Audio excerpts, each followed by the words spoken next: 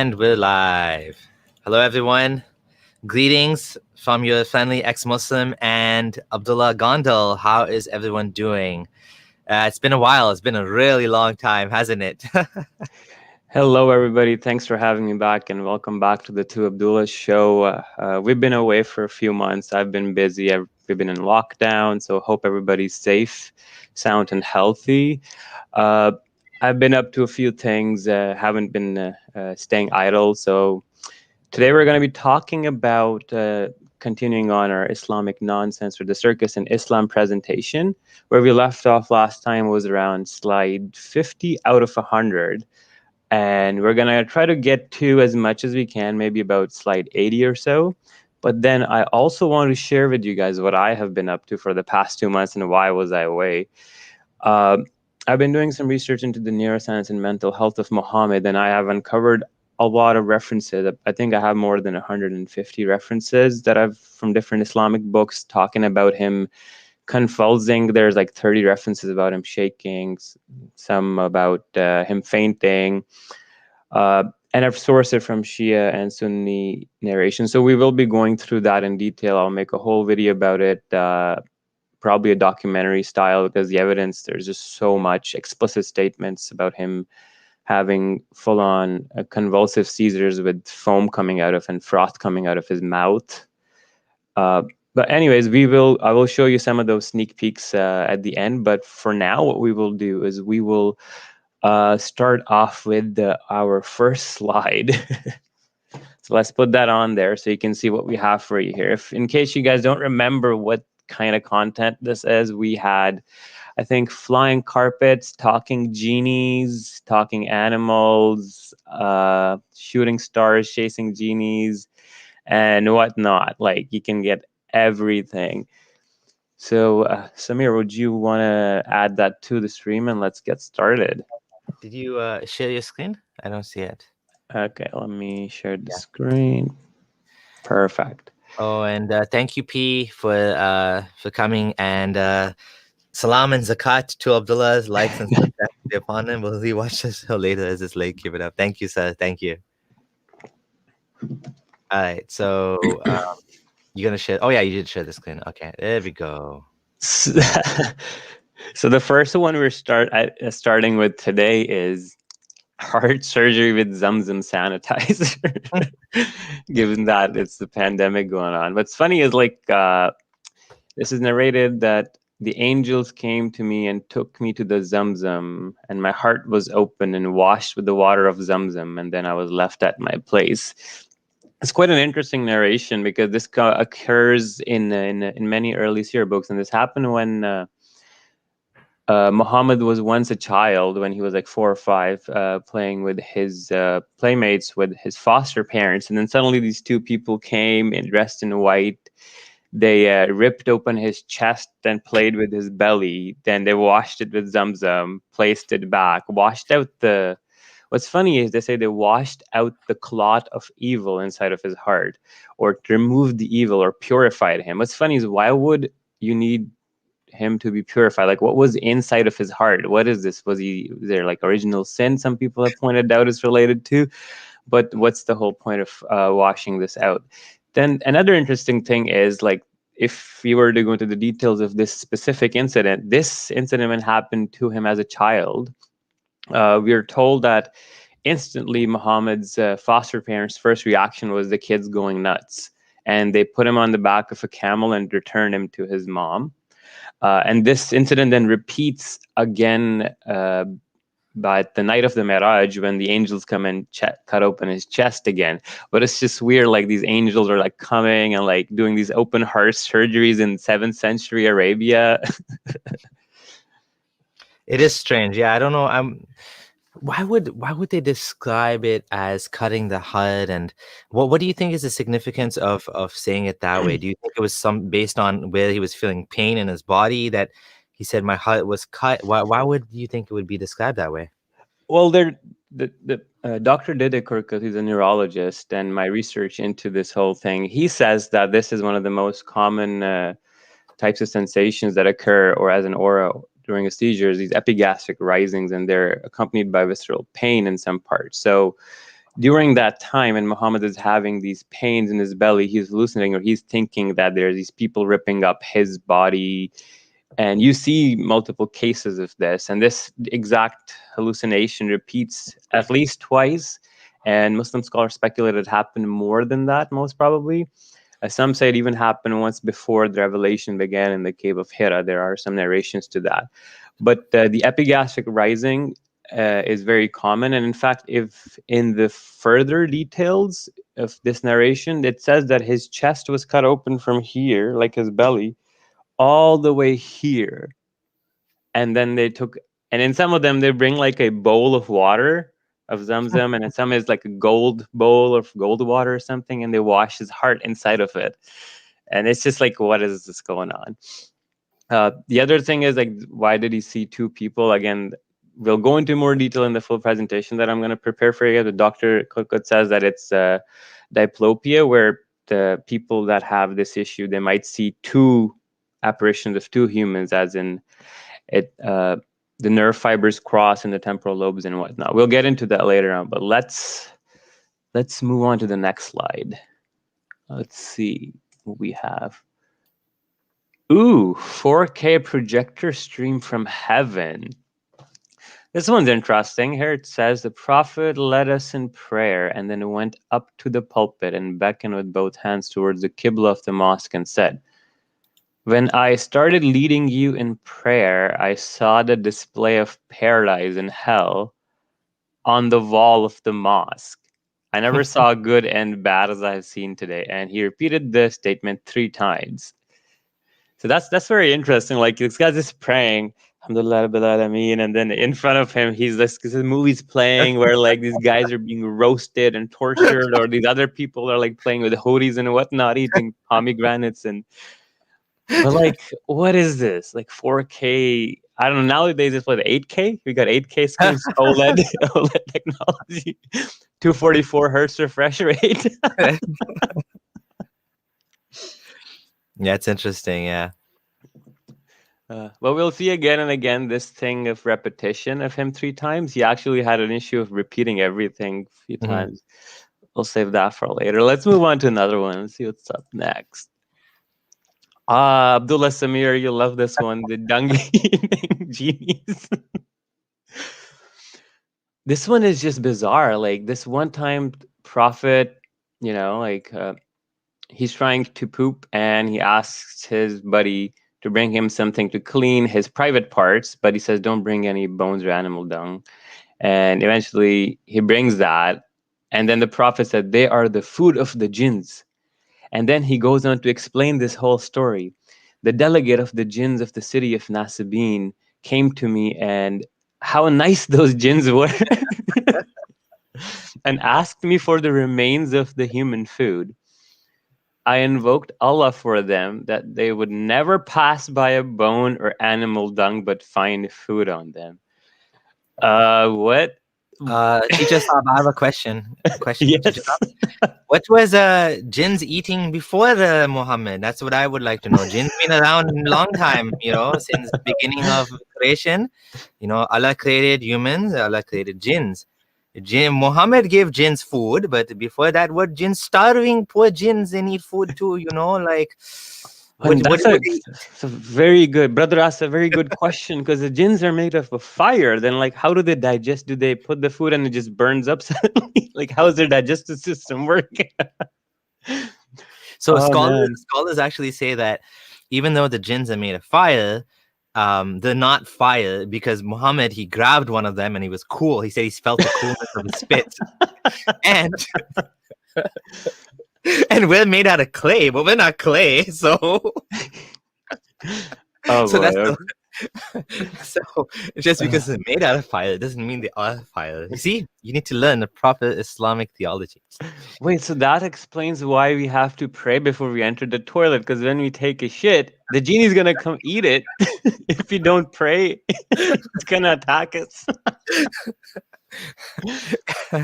It is a good question, though. So just to remind people, we are taking the piss, so to speak. We are joking around, and we're making fun. But why are we doing this? What is the point of making fun?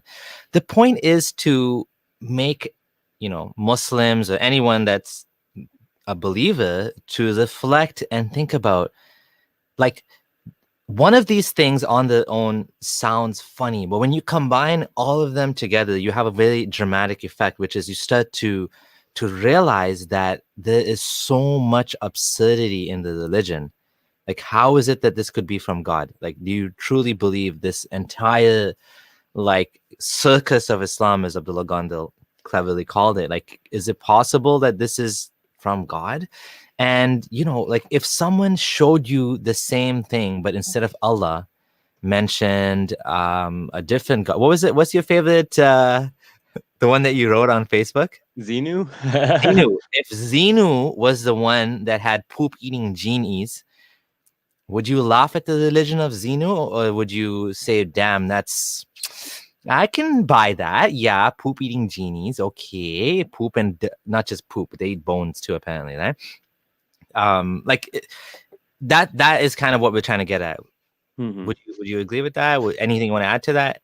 Yeah, and I would add, like, for example, if you notice in the Quran, whenever there's descriptions of things that were happening in front of Muhammad or things that he could directly witness, the descriptions the Quran gives are perfectly fine, and they match reality, what we see. But as soon as the Quran tries to speculate about things that are beyond the scope of the humans of that time, let's say, where does the sun go, or what orbits what, or cosmology or science, that's when it starts airing, right? So you also see, like, this idea that the Quran will always get the easily perceived things right, but anything that's hard to describe for the 7th century human, it almost always gets it wrong. And this tells us that it's very human in origin, and it gives us a lot of the knowledge that we expect from the day. Also, for the miracles. That's a very good point. I never thought of saying it like that. The things which are easy to know, or I mean, even those, some of them are probably wrong, but you would expect the Quran to get it right. But the things that Quran shouldn't have known, it doesn't know, or it just gets it totally wrong. That's a Like, for very example, if the Quran is describing, like, how the trees or the plants come out of the soil after rain falls, or some desert scene, they describes it perfectly fine. But let's say when it comes to what are shooting stars, they're chasing spy genies. You can see, like, where the Quran's, let's say, upper limit of knowledge is. That's a good point. That's a good point. Okay, I'm gonna add it back to screen. All right, so we finished the genies that eat the dungs. Let's see. Cave boy passed out with dog for 300 years. So this is, like, from Surah Kahf, and this is one of the most weirdest chapters on its own, because the revelation story of this chapter is, like, Muhammad was asked these 3-4 questions by these Jews, I believe, or Ahlul Kitab, and he said, yeah, I'll give you the answer in a few days, and then 2-3 weeks passed, and then nobody gave Yeah, any so what answers. happened was the Arab polytheists, apparently, according to the story, they wanted to trap Muhammad in a question they wasn't able to answer. So they asked the Jews for some information about because they were considered the learned people. And so they asked those people, like, what can we ask him that he wouldn't know? And of course, he didn't know the story of Dhul Qarnayn. He actually, like, he couldn't come up with it for many days, right? So they actually got him. And the funny thing is, to me, in this whole story, is the fact that they won. Like, this completely destroys Islam. This surah has so many mistakes in it, and the obvious plagiarism from, if, like, the pre-Islamic Arabs, like, we should thank them for asking Muhammad to answer this question. Because of this, he exposed himself so badly that the entire thing just fell apart, Yeah, and the funniest thing is that the origins of this story, the Seven Sleepers of Piphias, or whatever they're called, they're actually regarded as a forged legend. Even according to Christianity, they know it's a false belief. Like, it's not real. The Seven Sleepers of Ephesus. It's yeah, and Muslims, well, at that time, Muhammad just kind of copied over and he just put it out with, and he didn't even give thought that, okay, even the Christians consider this forged. And I mean, it's quite a ridiculous story when you think about this. You go to this cave, and these guys go to sleep in a cave for 300 some years with their dog who's guarding the entrance of the cave. And it's just completely bizarre.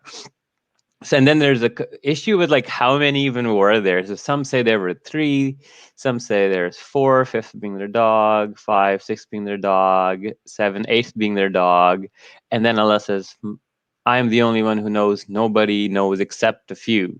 So do not argue about them, about their number." So I want to talk about this for a second. This is interesting. I remember as a Muslim taking a class with Muhammad al-Sharif, and Muhammad al-Sharif, I think it was Muhammad al-Sharif. Anyways, he mentioned that this shows you how the Quran includes only the most important details. It doesn't include details that we don't need to know, such as how many were there. Exactly. This is actually a point in favor of the Quran, that the Quran doesn't mention how many people are in the story. And yeah, it's pretty interesting that they were actually asking him how many people were in the cave, and he, basically said, "My Lord knows how many were in the cave." Maybe this was one of the instances where he didn't want to get caught in his, in contradicting the other story. But of course, if he would have, he would have just said, "Yeah, that one's corrupted," which is basically the get out of jail card, right? Yasser Siraj says, "I say there were 15." Okay, there you go. Oh, man. Why don't you count the numbers then, stupid Allah? That's funny. No, Allah knows the number. He just doesn't want to tell us because it's irrelevant. It's relevant that these 7 people slept in a cave for 300 years. That's relevant. There was a dog. The dog turned over in his sleep. All of that's relevant, but the number is not relevant. Oh boy. And like, if you read at the bottom here, let me just get the pointer out. It says that the 300 years were like the solar years, but then Allah mentions, just out of his generosity, 300 plus 9 for the lunar years. Like, yeah, okay, sure. What's funny is you were talking about Muhammad not trying to give away getting caught. Yeah. Amongst those 3 questions they asked him, one was about the soul. وَيَسْأَلُونَكَ عَنِ الرُّوحِ. Like, asked him about the soul. That don't ask me about the soul. It's only your Lord's matter. He knows. Yeah. So he just like bailed on that question completely. But it's funny, man. Like, this story, when you read this whole chapter, like, I'm just thinking about it. The 300 caves. Then this Alexander guy comes in, goes to the east, finds this people burnt up by the sun. Then the west finds it setting in a pond, builds this metal cave wall to come, like, Gog and Mag. Oh my God! It's like Avengers, eh? Like the last episode of Avengers. All right, let's move on. Thanos is basically Gog and Magog. He's gonna come back. Oh boy, naked Moses. Go back in time and fix this. Naked Moses in a stone that steals clothes. Oh boy, this story kills me. This is in Surah Ahzab, this verse. And it talks about when Moses was accused. So there says, the prophet said the people of Bani Israel used to take baths naked altogether. So we know that people back in the day used to have these communal baths looking at each other. Romans, Greeks, pretty common. The prophet Moses used to take a bath alone. So the people started wondering, oh, why is he hiding? Right? Nothing prevents Moses from taking a bath with us, except that he has a scrotal hernia. So it was speculated that Moses is not taking baths with people in public because he has a scrotal hernia. So once Moses went out to take a bath and put his clothes over a stone. So this guy's taking a bath and just tosses his clothes over this rock that's on the side. The stone just ran away with his clothes. Like, what? So Moses is then just running after the stone saying, my clothes, oh stone, my clothes. Till the people of Bani Israel saw Moses running around naked, chasing this rock with his clothes. And then they realize, By Allah, Moses has got no scrotal hernia. His balls are all fine. We were wrong in assuming he had issues with his ball sack. What And then what's that Moses called? was What's that called when you go out and you like expose yourself for what's public it nudity. like Allah's promoting like Oh man. people to see like it's weird. It's such a strange story that why didn't Allah just say that, like, okay, Moses, why does Moses need to prove to people that he doesn't have a thing on his balls? Like, why is that even important enough to embarrass him and humiliate him to be naked with this rock that's chasing around the towel or whatever? I know, it just gets worse. And Yeah. when Moses catches the stone, he took his clothes and then he's like, "Oh, you bad stone, you bad stone." He started to beat the stone. And Abu Huraira is like, "Screw this, I'm gonna take it even further. There are still 6 or 7 marks present on the stone from the excessive beating." Like, oh, this. Was he beating it with a miswak? Oh, there's an interesting comment here. Maybe doctors should start surgically removing evil from hearts. What if we do research into this fully understood discipline? Oh, this is the best comment ever. He beat it lightly. Chapter 4, verse 34. He beat them lightly. With the miswalk, that's where the miswalk comes from. It comes Exactly. from Moses, the sunnah of Moses, to beat the stone lightly with the miswalk. Like, I'm just baffled. Like, who was writing when Bukhari wrote this? What the hell was he thinking, my guy? Like, think about it. I'm just writing a book and I'm gonna write about, yeah, Moses had an issue with his balls. Oh yeah, this one day the rock ran away with his clothes and then he chased it and then he beat the rock up and the people saw his balls were all fine. Why Does don't not it tell you the intellect or the level of the mentality of these Islamic scholars who write this book and who thought that this nonsense is worthy to be sanctified in the second most plausible, authentic book after the Quran? Think about this. why don't the Muslims make cartoons of these things? These are amazing. Those kids' cartoons? It should be cartoons from Bukhari. Maybe we could start a GoFundMe and get money to make some cartoons for Muslim kids. Muslims can pay us. Oh man. We'll say it as seriously as possible, but we know the kids will be laughing, so it'll be money well spent. Oh, Let's yeah. go to the next one.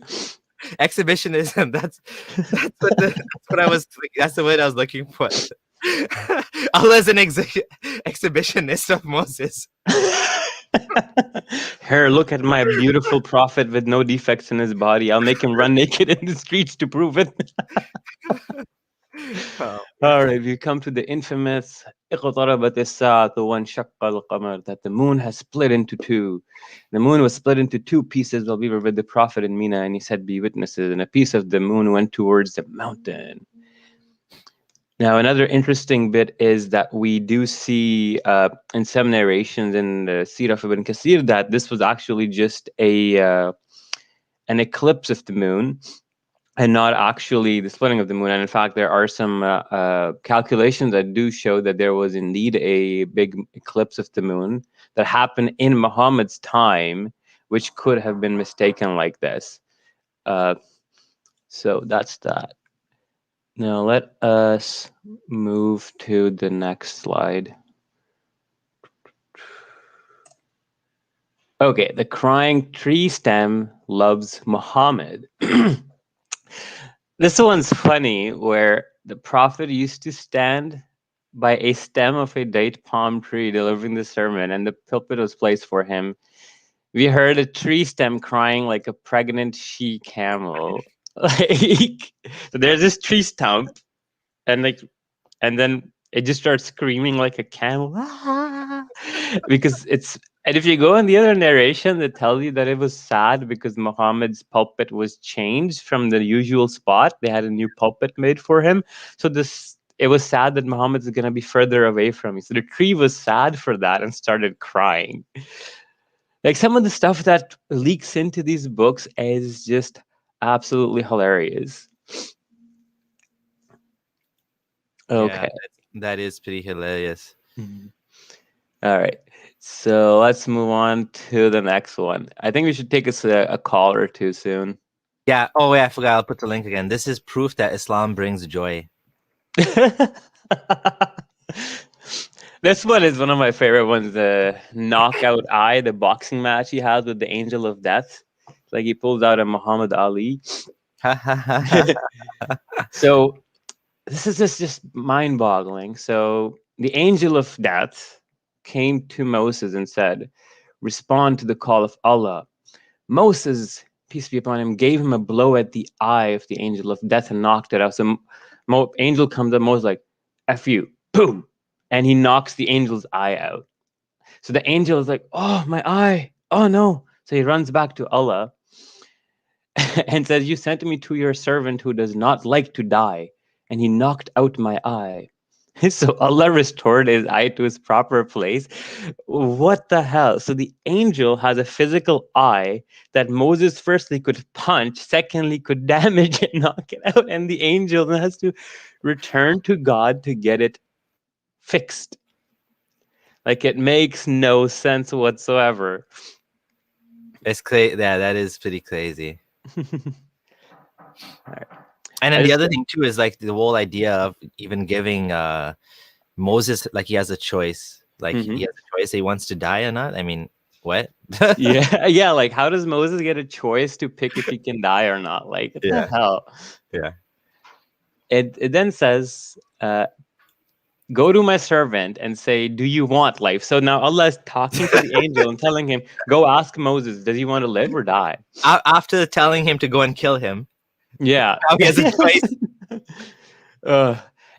And then, and in case you want life, keep your hand on the body of the ox. So you have a cow, just put your hand on top of it, and you would live such number of years as the number of your like the hair your hand falls on. So for example, if your hair falls on like about 100 hairs or 200 hairs, you're gonna live that long. It's like a lottery. Yeah, it just makes no sense. Moses says, "What then? Then you would die." Whereupon Moses says, "Then why not now?" And then Allah caused me to die, blah blah blah. And then like I don't even know what the hell this last part even mean. Had I been there, that place, I would have been shown his grave by the side of the path at the red mound. It's interesting how there's a lot of these hadith where Muhammad adds this like hypothetical near the end. For example, like talking about how with Zamzam, he says, may Allah have mercy on Hajar because she started gathering up the water. If she wouldn't have done that, it would have been like this massive spring. But because she went and she like messed with it, now it's just like this little spring or something. And it's he adds these little like hypotheticals. If I was there, I would have seen it. Well, the whole story of that the Zamzam is so messed up because Gabriel apparently comes in and then strikes his heel on the ground, and suddenly like the water erupts. This is so bizarre. And like, what is this saying that Moses is buried in some like random place? I guess that's what it's saying, right? Because he wanted to be close to some sacred land or something, right? Yeah. It's just like such silly, irrelevant details. Oh boy, our favorite one, the dipping the housefly. Oh, yeah. Prophet said, if a housefly falls in the drink of any one of you, he should dip it in the drink and take it out, for one of its wings has a disease and the other has the cure for the disease. Now this is just, don't follow this advice at all. Like bad advice. If a fly falls in your drink, throw the drink out, probably get a new drink. Muhammad had no clue how germs and how this works. Like, no, you don't dip fly wings. They carry way too much flies going all sorts of places. It's just contamination. And just to make this a little bit more obvious, Muhammad sort of trapped himself here because, assuming he said it, this hadith is very clearly saying one wing has a disease and one has a cure. It just doesn't work like that. Like there's no means for like a disease to be on one wing and then a cure. Like because I know that there's Muslims now that are saying that fly wings and not house flies, maybe like dragonfly. There's a certain type of fly, I think dragonflies or something. They have antibiotic surface on the wings or something like that. There's some sort of like thing going on in science where there's some wings that are like, but that doesn't mean you eat it. You can't. That isn't like. You know what I mean, there's a surface. If a surface has some sort of like let's say I put rubbing alcohol on my surfaces, I'm not gonna eat that. Like if there's some sort of chemical on the wing of a fly that prevents the disease or whatever, that doesn't mean you swallow it or whatever. And even then, it wouldn't make sense if one of the wing would have it and the other one would. There's no way out of this. It's just, Islam just making flies famous again, One of the other funnier things is that a lot of people confuse that there was a study where Muslims cited where the fly's wing did have the antibody, but they don't understand. This is very, very, very important. This happens with the camel urine hadith too, where Muslim scientists have done studies in camel urine and its effect on controlling cancer and whatnot. They have to realize that when they take a sample, they then isolate a compound within the urine, purify and extract it, and then use just that specific purified compound to test on it.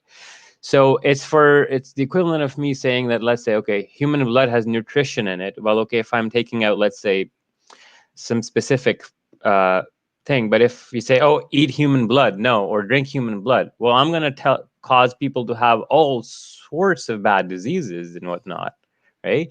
And like cross diseases and bloodborne diseases and whatnot. But the point is that isolating a compound and then using it is vastly different from taking a fly and then dunking it in the thing.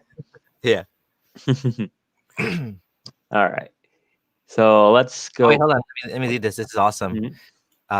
Meanwhile, on the Dawah scene, the Prophet had such an understanding of history that he must have been genuine or secretly had the Library of Alexandria. It's so true.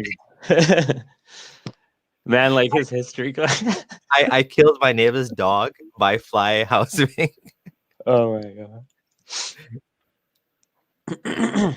All right, let's go to the next one. Yeah. Halal genetics come harder. This is a very famous one where this Jew, Abdullah bin Salam, heard the news of Muhammad's arrival. And he was on a farm. And he said, I will ask you about 3 things which nobody knows, okay, unless he be a prophet. So firstly, how does Abdullah bin Salam himself know these things if he's not a prophet? What the hell? So he knows these things, but apparently only a prophet should know them.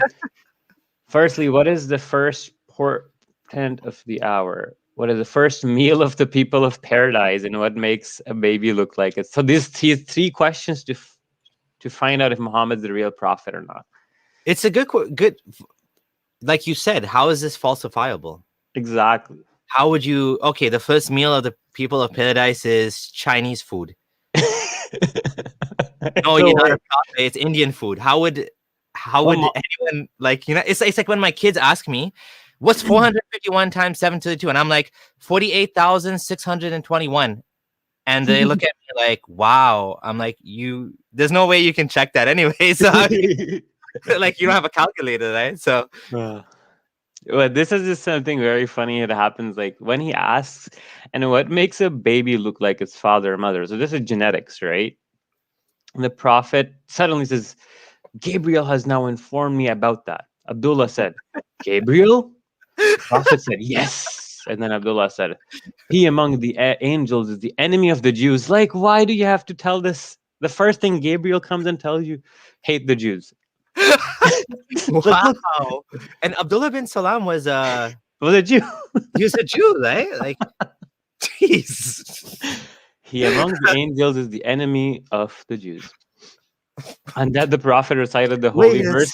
What? I thought Jews are the chosen people. Like Allah has blessed them and sent them so many prophets. And what's going on here? Oh, I know what this is. This is because there was somebody there was some I think somebody was saying that something bad about Gabriel or something, or Mikhail or something, and then this is why the list was coming down. There was some like bad stuff going between the different. They were like cussing each other's angels or something. Cussing, angel cussing words. I think so. I think that's what, if I Oh, remember correctly, that's there's because this that's one why it's where saying, he among the angels is the enemy of the Jews. What? Whoever's an angel, because the second part, whoever's an enemy to Gabriel. So that's the part I recognize. I don't remember the other part about enemy of the Jews. That's crazy. Oh my god. it's just so funny. Like Gabriel comes up and like, I hate Jews, by the way. Just getting I out of the know way. that's awful. I mean, and people wonder, this is straight up anti-Semitism. Like we just gonna Oh we yeah. gotta call it out right here. This is what it is. This Yeah. is anti-Semitism. Like this is clear anti-Semitism. This is not cool at all. But anyways, yeah, we're just going through the historical YouTube. If you're watching this, we are discussing historical references from Islamic sources. We are not saying this, we believe this. Oh, this is a good thing. Just making it clear. Yeah. Anyways, let's move to like what the answers he gives Muhammad. So he says, as for the first portion of the hour, it will be a fire that will collect the people from the east to the west. So I guess it'll be like a ring of fire, kind of like PUBG or like Fortnite, where it closes, or like Warzone, and you have to run in the circle or you'll be eliminated. Oh my god, Islam predicted Fortnite. And as for the first meal of the people of paradise, it will be cod, a extra lobe of the fish liver. What? Yeah, I don't know. Fish liver. It's kind I of don't know why that's significant. It's got a lot of like good oil, like the omega oils. Omega 369 is good Oh for my the god, brain. Islam predicted omega 3. But this is what takes the cake. But you don't need that in paradise. Right? He's not saying eat it now. He's saying we're gonna eat that in paradise. I guess you could. This one, when I first found out, I mean, I studied biology and like that's what I've been studying. And like, I was like, how wrong could you get genetics? Like, guy asks, what makes a baby resemble either of the parents? And Muhammad says, if a man discharges before the woman, then the child resembles the father. And if the woman comes or discharges before the man, then the child resembles the mother. Like, this is not how it works. It doesn't matter who comes first. It's not going to make the child look like the mother or the father more. It's not how it works. I mean, just to be explicit too, it's not like, unless Muhammad is talking about squirting, women don't like it's not like that. I mean, the fluid is there continuously. It's not like one fluid that comes out like with the man, right? So unless he was watching I don't know what he was watching back then. That stuff didn't exist. But yeah, and then he goes on that suddenly, upon hearing this, Abdullah bin Salam, that guy, he suddenly accepts Islam all of a sudden. I'm like, what? So anyways, this is weird. Then the Jew said Abdullah is the worst of us, and then their own scholar becomes like the worst, most hated scholar. Oh yeah, this reminds me of something. This reminds me of, you know what this reminds me of? This reminds me of Cactus Boy. When he was Muslim, everybody was praising him, and as soon as he left Islam, oh no, he wasn't a real Muslim. This is predicted in the Hadith, the same thing. Hilarious. I mean, okay, let's move to the next one. Oh, the most famous one. The sun sets in the pond. And this one has started so much controversy. So as we know, like Muhammad, when he reached the setting of the sun, he found it as a setting in a spring of dark mud, and he found near it a people. Allah said, "O Dhul-Qarnayn, either you punish them or else adopt them a way of goodness." So a lot of controversy surrounds this verse, and people might say like, well, it's like it's from his perspective. It's not like it actually went and set in the pond.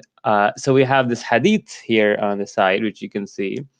Narrated by Abu Dhar, I was sitting behind the Messenger of Allah who was riding a donkey while the sun was setting. He asked, "Do you know where this sets?" I replied, "Allah and His Apostle know best." He said, "It sets in a spring of warm water."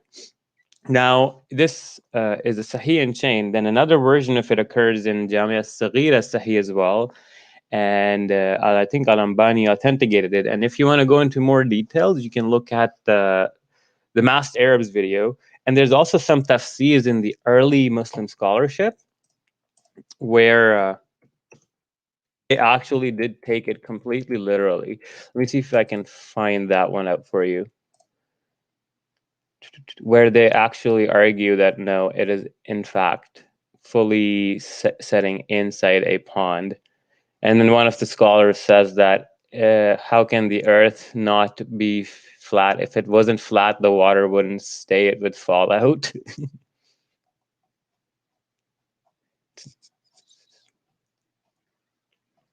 Yeah, I made a whole thread about flat earth. Let me just get that.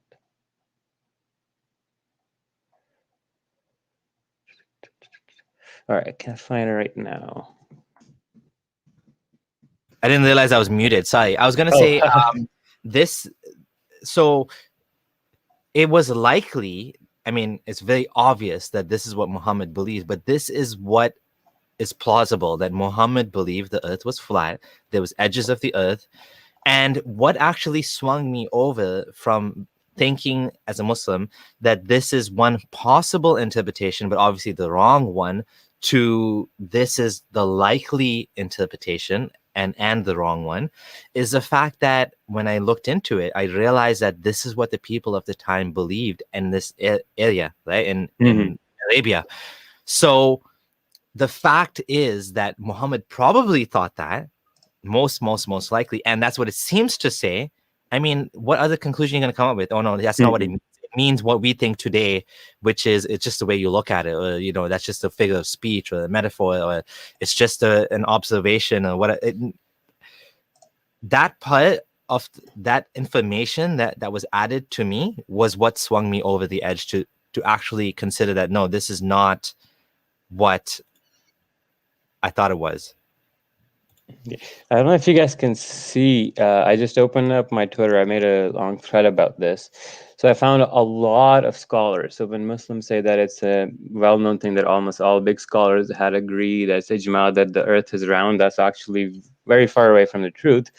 You'll see that I found all these books with the names, the dates of the scholars, when they lived, and the Arabic quotations and with the translation. So Abdul Qahir al-Baghdadi said that he called it bisatan, contrary to the allegations of the philosophers and astrologers who say that the earth is round and not flat. He believed the earth is flat. And then here we have Muhammad al-Andalusi al-Qahtani, 11th century scholar. He says, and the earth in the reckoning of the rightly guided is flat, and their evidence is the truthful and clear Quran. We have Al-Mawardi, and he who spread the earth, which means he spread it so that things may lie flat on it, which is a counter argument against those who claim that it is round like a ball. So let me just interject for 1 second. So we're not, just to make it clear, we're not saying because so-and-so Abu Hayyam in whatever 12th century or 13th century said the earth is flat, therefore it must be that the Quran is saying the earth is flat. We are saying that look at all of these scholars, these knowledgeable people who know Arabic, who know the Quran, and this is what they believed. If that is the case, then what does that say about the Quran? Is it clear? And is it possible that this is actually what it's saying? Right? That's what we're saying. I mean, that's a stronger point than just saying, because if you just say that, oh, this because this so-and-so scholar said it, so it must be true. Well, you could just say the scholar is wrong.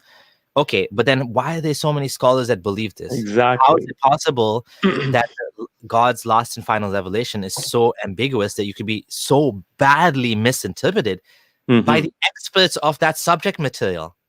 And what's worse is these aren't like old scholars. Look at this scholar. He died in 1890. So he's like in the past 200 years, and he said the earth is flat from the Quran. You see Shawkani, he's very recent too, in the past 300 years. He says the earth is spread out, excellent, and that is a counter argument to those who claim it's like a ball. Like these are people Shawkani is live. pretty famous, Yeah, like and he's saying well-known in scholar. his Muhammad Yusuf Al-Kafi, another. He died in 1969, and he's saying that the Quran indicates that it's not like round. I mean, the scholars that are in the 1900s that are saying this are even more evidence that the Quran is wrong, because they're going against all of the science and knowledge available at the time, and they're still saying this, Mm-hmm. which shows you just how strongly they believe this. Like, we're not talking Exactly. like, and again, these are scholars. We're not just talking some random idiot on Facebook Like that this makes a guy, page. Hey, flat earther. Like, not those type of. These are scholars, man. like These this guys. guy is 20th century. He died in the 1990s, and he said I the mean, Earth is flat. pretty much, I think like any knowledgeable Muslim knows Shawkani. Like, we're not. Mm-hmm. These are not just like obscure names. I mean, some of them I don't know, but some of them are pretty mainstream names. Mm-hmm. And this is the one I wanted to show you. Ibn al-Aqshid, presumably he's a 10th century scholar. His opinion was recorded about this verse, and it says, "This, of course, can only happen on a flat Earth." It does set it exactly as the Quran says. So this guy literally took what the Quran says as true. He said, "No, it actually sits in a pond," as we confirmed from the narrations earlier. Even Ibn Mujahid, huge scholar. Ibn Mujahid, the same guy, the seven ahruf guy, very famous. We've been talking about his name recently. He says the opinion that the earth is round is a false one. But believing that it's flat is the obvious meaning taken from the Book of Allah, which there is no falsehood. Shahid is a huge scholar too. Yep. He says if the earth were round, then the water would not lie still. Here we have Ibn Abbas trying to say that there's 7 layers of flat earths above each other. Here's Imam Jafar Sadiq, and they keep talking about the veil carrying the earth. So Imam Jafar Sadiq is one of the Shia imams, and he's also considered a Sunni scholar as well, right? Yeah. Jalaluddin as-Suyuti, huge scholar of the Quran, wrote the whole Itqan fil Ulum al-Quran, huge guy. Also wrote Tafsir al-Jalalain, in which he mentions that explicitly that he believes, and most people of the revealed law believe, that the earth is flat, not round. Ibn Atiyah, again, another guy who says 88:20 or something, that again it's flat. Abdullah al-Qurtubi again says flat. And they're actually arguing and giving verses countering that. And Jazai Fakhruddin al-Razi even said that it's, oh my God, okay, damn it. And we have the veil and whatnot. But this is what I wanted to show you as well. The hadith about the Taghrubu fi aynin hamiyah, the sun literally sets in a pond of warm water, has authentic and Sayyid Jami as-Saghir. So, kind of digressed a little bit there. Well, let's get back to the thing. But that was pretty cool, though, seeing how many scholars like just say it's explicitly just flat. Like, it's not a slam dunk case. Yeah, we know that there's a few like Ibn Taymiyyah, Ibn Hazm that said it, but you can't claim a consensus on this issue, because I showed you like 20 scholars kind of challenging that. Yeah, this would make a great YouTube video. It's just showing that the greatest and the best minds couldn't figure out, or couldn't even agree on, what the Quran is saying about something as obvious as the shape of the earth. Something that people before Islam knew. Before Islam, they knew. They were coming up with information and knowledge about the shape of the earth. Yet Muhammad, in the backwaters of Arabia, obviously didn't know. So we would be amazed if he did know. We would be impressed to some extent. We would say at least he got that right. But even that he didn't get right. Even that's wrong. Oh yeah, you got your slides ready. Okay, let me just show you. Marley, go away. My black Satan Dougie is here. The black genie. Okay, Marley, go. Oh yeah, your dog is Marley. Yeah. My cat is Marlo. Marlo and Marley. Yeah. There you go. Okay, let's move on to the other slide. So continuing on from the nonsense about the flat Earth, the sun setting in the pond, we have a continuation from Sahih al-Bukhari. The sun prostrates under the throne of Allah every night. So we go on. The Prophet asked me, a son, do you know where the sun goes? I replied, Allah and his Prophet know best. He said, it goes till it prostrates itself underneath the throne and then takes the permission to rise again. And it is permitted, and then a time will come when it will be about to prostrate itself, but its prostration will not be accepted. And it will ask permission to go on its course, but it will not be permitted. It will be ordered to return once it's come. And then it says, وَالشَّمْسُ تَجْرِي لِمُسْتَقَرٍّ لَهَا. This is the tafsir of the verse, where it says that the sun literally goes underneath the throne of Allah, goes do sajda, and then ask Allah, can I rise again? And then Allah like, okay, go. And yeah, it's just it. And then in one other narration, I believe it says that in the day of Qiyamah will come and the whole west sun rising thing is going to happen. Allah will not allow it to rise and tell it to go rise from the place you set, and hence it'll rise from the west, and then it'll be the end of the world. But just shows you how little he knew about what is actually going on. Yeah, I'm just going to highlight this comment. In ancient Greece, there were three philosophers and one that got as far as Earth orbiting the sun. So talking not geocentric, but heliocentric model. There was knowledge, being, and the funny thing is, if the people at that time in Arabia knew this, guaranteed the Quran would have been more clear about this. Guaranteed. Oh yeah. Only because they didn't. Now we have Muslim scholars to this day. And I mean, let's be honest, that the majority of modern scholars do not say the earth is flat. This is a very niche interpretation today. Today, you only find basically the extreme Salafis that say the Quran says there's a flat earth. And for obvious reasons. I mean, you have to really be blind to like the obvious. And there's so much evidence that the earth is not flat. I mean, it's a joke. It's even a joke to say the earth is flat. But despite that, these scholars said that. However, the point is that there should be nobody. If it wasn't for the fact that Muhammad thought this, nobody would say this today. Like nobody, no Muslim scholar would ever say that. They're only saying this because of the book. That's the only reason. The same way that you have these like really, I don't know, I guess the really extreme Christians that believe in a young earth. Like the only reason they're saying that is because of the Bible. There's no reason to think that whatsoever. So when you're in a situation where it's one plausible interpretation is so badly wrong, ask yourself, is this truly from God? Right?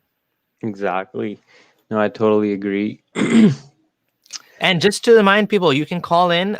We still have a bit of time left. If you'd like to call in, whether you're Muslim or atheist, ex-Muslim, Christian, whatever, feel free to call in and we can have a conversation with you. The link is below. I'll paste it again so you can copy paste it. And most welcome. Okay, go ahead. All right, let's go to the next one. Hearing grave torture for taking the piss. So this one is very weird, and I just find this completely bizarre that the Prophet would be just walking in the graveyard, and then he would hear people being tortured, and then he would tell others that, oh, I hear them, you can't hear them, but you know what, want to know why they're being tortured? One of them, he had urine on his clothes. What's the big deal? Like, if you have urine drops and okay, why would God torture you if the piss is so impure? Well, it's inside your bladder. Like it's, like this ritualistic obsession with purity has a neurological link too. We call it scrupulosity, where people with certain kinds of issues like Muhammad who have epilepsy can develop OCD or certain tendencies where they obsess over minuscule things and ritualistic purities, obsessive washing and hygiene. Muhammad had all of this, and one of the issues here is like he keeps talking about urine, and other hadith he says that people go get tortured explicitly, that drops of urine. Yet Then one of apparently you can drink camel urine according to the same book. Exactly, yeah, that's so weird. Your human urine, if it falls on your clothes, it'll get you tortured in the grave. You can drink camel urine. But then another thing, remember, I think you posted this on Twitter, where if a baby boy Oh, pisses on top of you, you just sprinkle water on his pee. But if it's a baby girl, you have to wash it. Why is the difference, right? It's completely bizarre. yeah, and like you make a very good point, which is this is coming out of the human body, and for men, I mean, it's kind of, I mean, I don't know, it's kind of embarrassing, but like one of my Muslim friends taught me that like you're supposed to really shake it off, like you know that what I'm talking about, right? They have books written on it, man. That's weird. Yeah. Yeah, like you have to like shake it out extra, shake it, do some extra shakes. And non-Muslims, they don't do that, but Muslim men, they have to like really make sure that all of it. Even one of my friends, it's embarrassing to even mention this now. He's like, you should jump, like I do a little jump when you're done, so that all of it comes out, because we want it. I saw an Islamic scholar in Pakistan recently giving a khutbah, man, and he was telling you how to urinate properly, and he said that you can stand on like your heels and then go like calf extension, so you go up and down.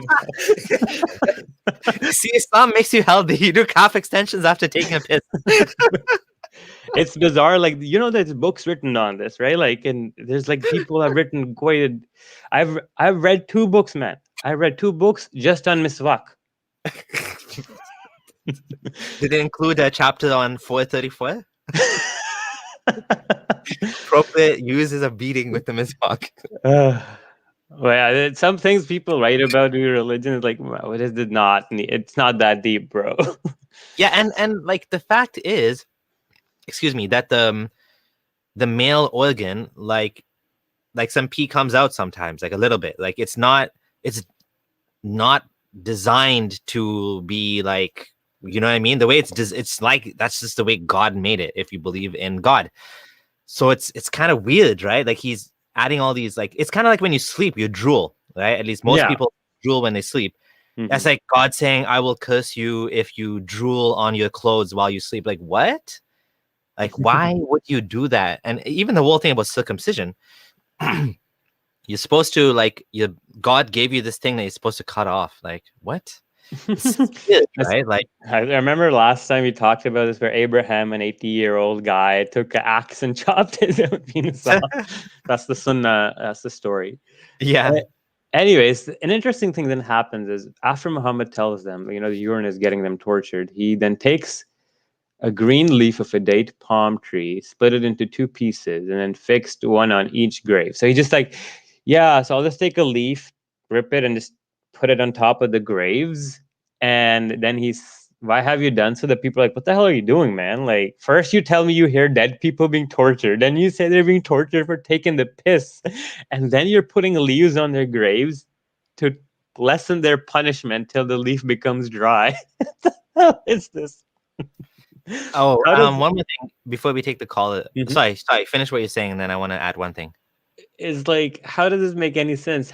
I hope that their punishment may be lessened till the leaf becomes dry. How does putting a leaf on top of a grave, on top of a person's grave who's being tortured for leaking urine, help his torture being lessened? Like, what's the thought process going on here? It's completely delusional. That's a great point. Like, God designed men to be leaky, then he tortures them for not doing extra careful shaky. Then the leaf or the stick or whatever is supposed to undo. So Muhammad is undoing God's torture for his faulty design. Like, what? It's like a self-referencing stupidity circle. Yeah. Which, like, one more thing I just wanted to add, which was, you mentioned this before, but like, do you not see like this obvious obsession with torture and punishment? Like seeing in the mosque, seeing people being tortured, walking by graves, thinking people are tortured. Where is this coming from? Exactly. Like, there's this whole thing where I'll talk about this, is the Quran is obsessed and pivoted at this thing of like psychotic, like sadistic torture where, chains, hooks, boiling oil, boiling water, thorny plants, everything, whatnot, and constantly threatening people with being roasted in hell. And then it doesn't end just, okay, torture in hell, okay, no. You get tortured in your grave too, man. Like it's getting a little enough for what? For piss. But anyways, it's just a weird thing that it also comes from a perspective of like his mental health and why this happens. But that we will discuss in our later stream. Let's Okay. take. You want to take a caller? There's Yeah, sure. one Dawa is on the stream. Hello. Hi. Ahlan. Ahlan. Hey, how's it going? My question is actually to both of you. By the way, are you the one Dawa that's on Twitter? Yes, that's me. Okay, Hey, so how's it you're going? Salam, man. So my question is actually, why are you guys not open for debates? Like, oh my God. issued, like, for example, Gondor, I arranged like a debate with you, but you suddenly blocked me, and the same thing goes for Abdullah Samir. Yeah. Like, are you guys afraid of debates of what is it exactly? I'll take this question. I thought you'd actually have an actual question regarding the content, but no, it is actually because it is like in regards to I'll answer the question. debate. Like, so I'm trying to be like civil as possible. Okay. I'll answer your question. The reason why I don't want to talk to you specifically is because you're obnoxious, and I don't like the way you engage and the way you attack. What do you mean? Can you tell me what you mean with if you really want, I can. Okay, so just to be clear, everyone has the right to decide who they want to talk to and who they want to engage with. Fareed blocked me. Ali Dawa blocked me. Okay? Sure, but I'm not Ali Dawa. Right. Okay, so hold on. I give you a chance. Like, let me finish. You asked me a question. Let me answer the question. Okay. Everyone has the right to decide who they want to spend their time talking to. And I don't really care to talk to you. I just don't. I don't remember why now. You're not important enough that I really. Hold on a second. Right? Please let me finish my answer. Then I will let you talk again. I just muted you now. I don't want to talk to you. I don't remember why I blocked you now. I can go back and find the tweet if you want, if you really want to know. But the point is, if you have a question today, I'm happy to answer your question. I'm happy to engage with you on the content that we're discussing right now. Why don't you want to debate me? I just not interested in having Twitter debates with random people. Sometimes I'm interested, sometimes I'm not. You in particular, there's a specific reason why I blocked you. I don't remember now what it was. But that doesn't matter because I have the right to say no if I don't want to. Now, if you have an actual topic question, we'll be happy to discuss that with you. Now, Abdul Gondal, do you want to answer him before I unmute him? Yeah, just to tell him that he says that we're scared of debates. That's totally wrong. We both have talked to people way above his pay grade and his qualifications. In fact, I've had a long discussion with a PhD from, I think it was Columbia University, Dr. Hassan Azad in Islamic Studies. I've talked to Mufti Abu Layth as well. I've talked to the director of Ask a Muslim in Canada, Omar Abdul Fattah.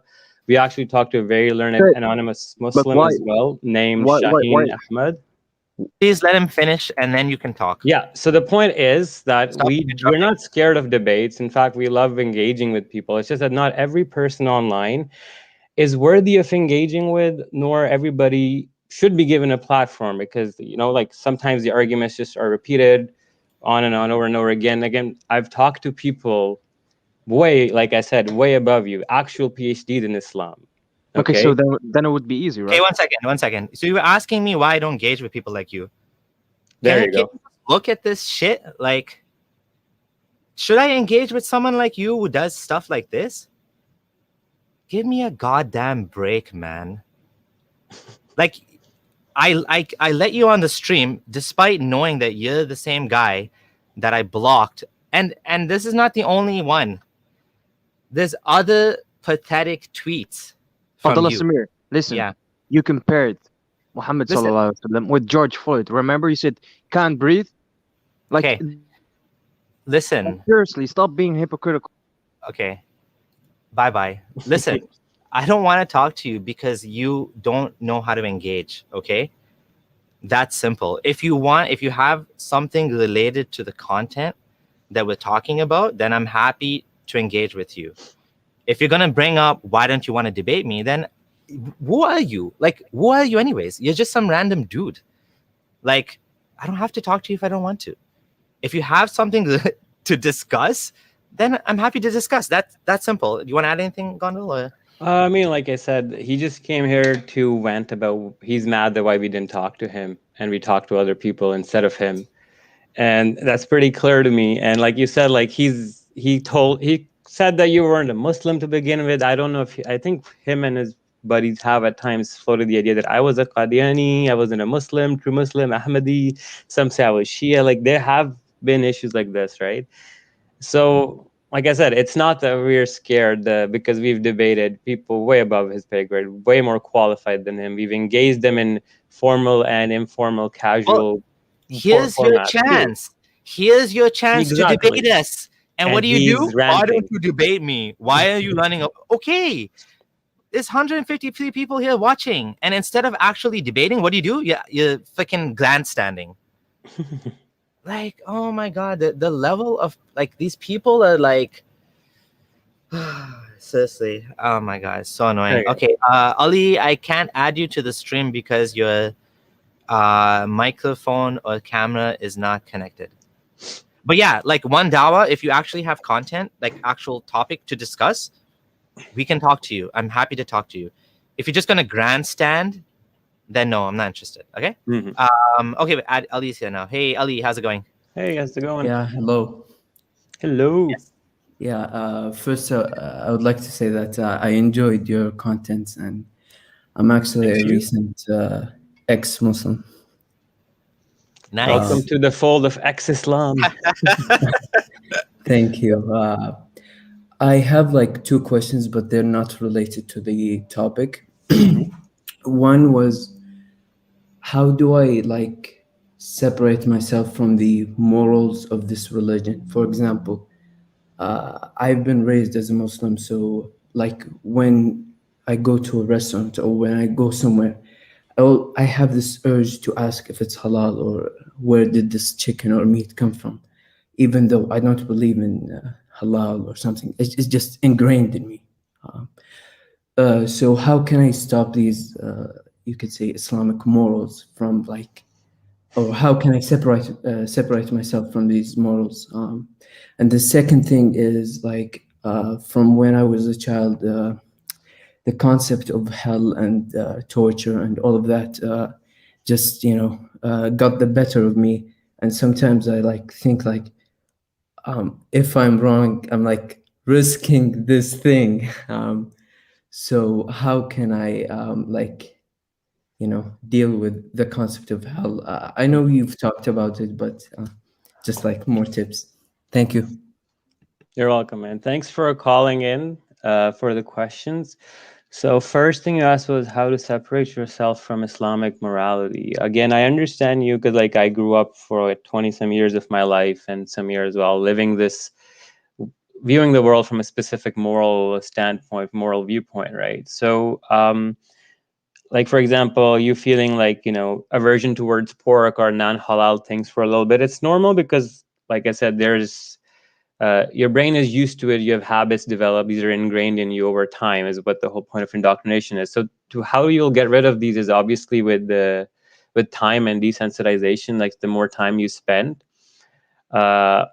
outside full of Islam, and slowly you'll get more used to these things and you'll hang out with people. Again, it's going to take time because like you said, it gets ingrained and it becomes habit, right?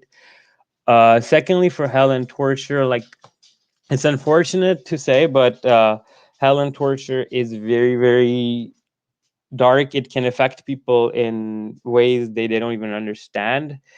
It can, the whole idea of using fear and torture is to coerce you or scare you into obedience, right?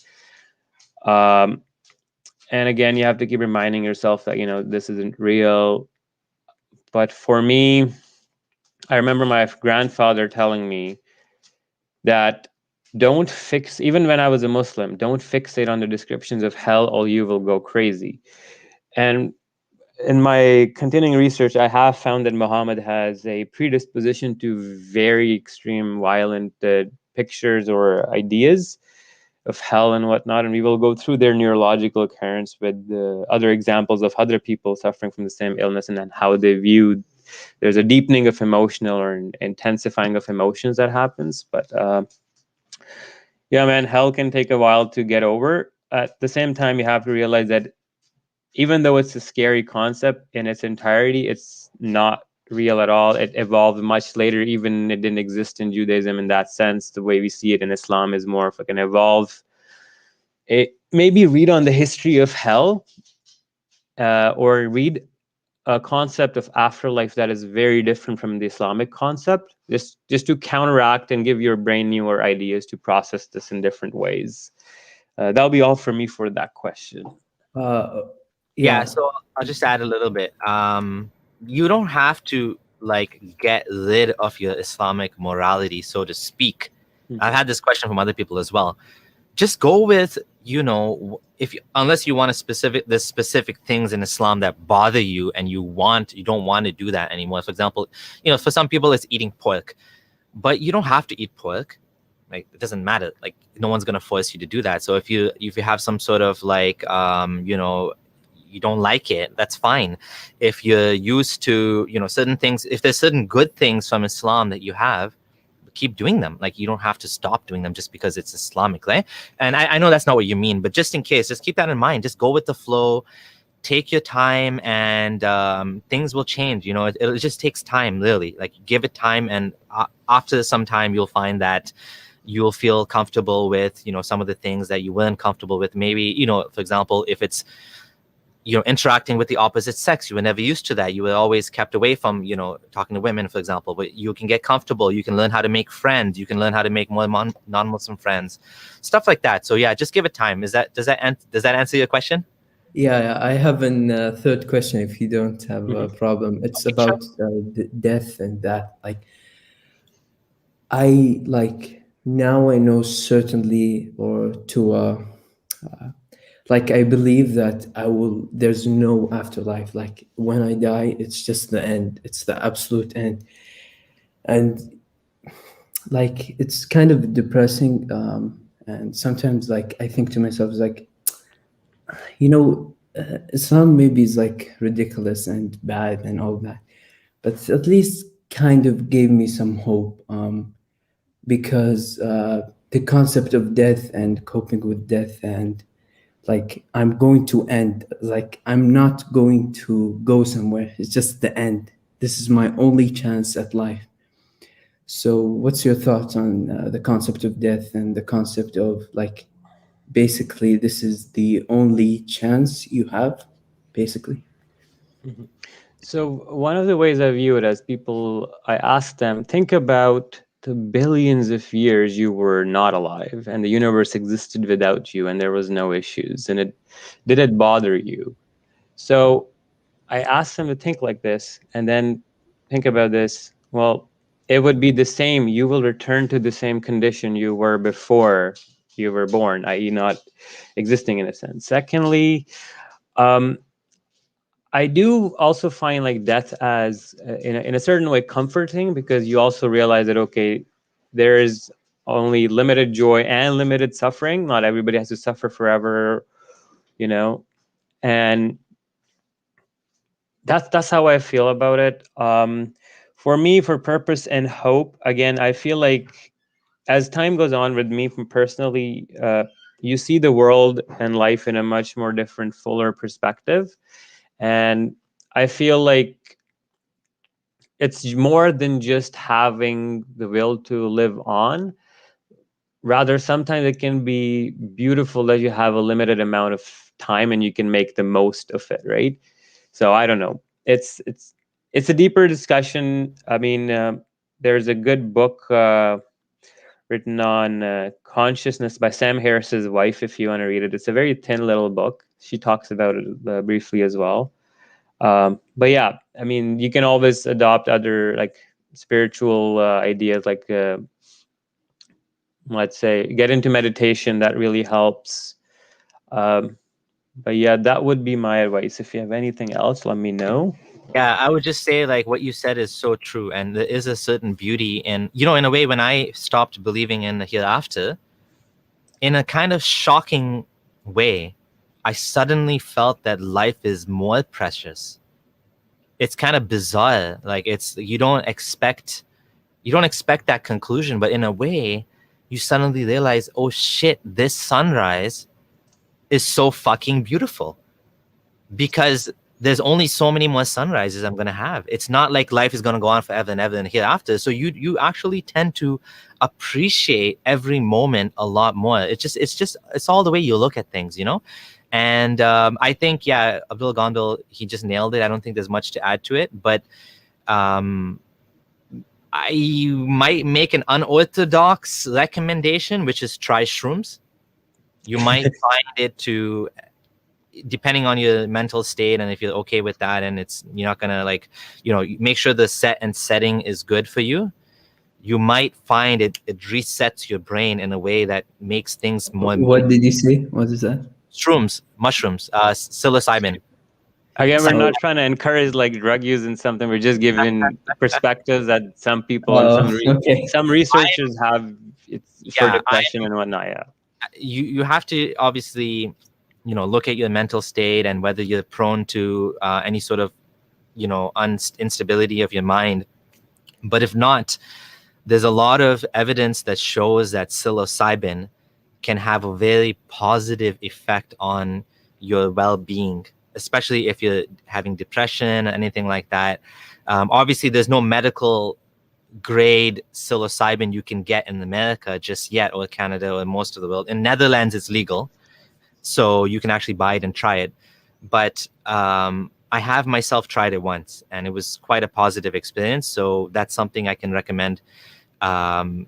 Maybe you can try one day, and you might have just make sure that you're in a safe place, that your surroundings, you feel comfortable, that you know what you're doing, and you're getting, you're not like, anyways, look into it. That's all I'm going to say. That's one thing you can possibly look into. And for me, it was quite a positive experience. So most people, it's when they do a survey on the experience taking shrooms or LSD, I haven't tried LSD, they rate it as one of the most meaningful experiences of their life. It's a very powerful, it can be a very, very powerful experience. So it's something you can try. Just throwing it out there. And thanks for your call. We have other people waiting, so I have to let you go. Thank you very much. I appreciate Thanks for calling, man. Take care. Bye. Hey, Jalal, how's it going? Hello? Hello. Can you hear me? Yeah. Sorry, brother. I'm literally I'll give me 10 minutes. I'll be right back if that's okay. Sounds good. I'll take someone else. Foji, hey. Foji soldier. Foji cereal. yeah. Ex Foji. Yes, that is correct. How's it going? Ex Foji serial, long time sufferer of this cult called Islam from Pakistan, and long time atheist. Probably teenish kind of thing when it all kicked in. So brief. I'll try and keep it brief and simple. I heard something like a week back, and it just reaffirmed what I've believed all my life. I'm probably double the age of you guys. If there is an omnipotent God, all powerful God, especially in our case from Pakistan, I think Samir is also from Pakistan, right? Like the roots. Oh, you're not. Okay. India, probably. Yeah, India. Yeah, because I only probably because I was in. So my great grandparents immigrated from India to Kenya, from the Gujarat. Okay. Right. Okay. Now I get the lineage, the historical background. Okay. So, anyways, so if there is an omnipotent God, all powerful Allah, for that matter, can He create a rock that He Himself cannot lift? I see Gondal smiling. He knows where this is going. Exactly. Do you want me to answer or give my thoughts on that question? Yes. So yes.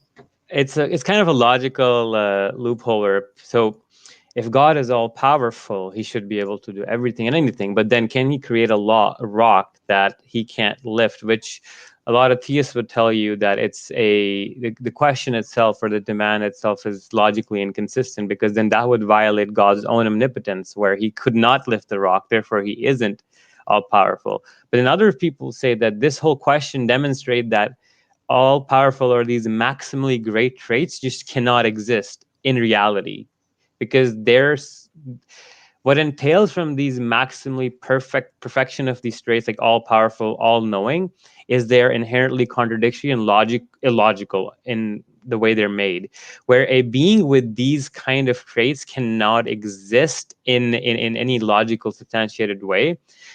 When this again is like justice and mercy comes in, torture and love comes in, they'll always conflict, because these traits are in fact an amalgamation of our human experiences, which we are projecting onto God, right?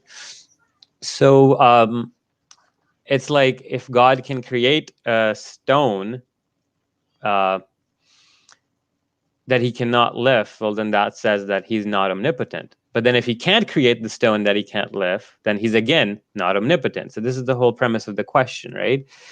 And then the theist would say, oh, well, the whole point is God's omnipotent, therefore he can never violate his own omnipotence. But what's fundamental here is you're holding something else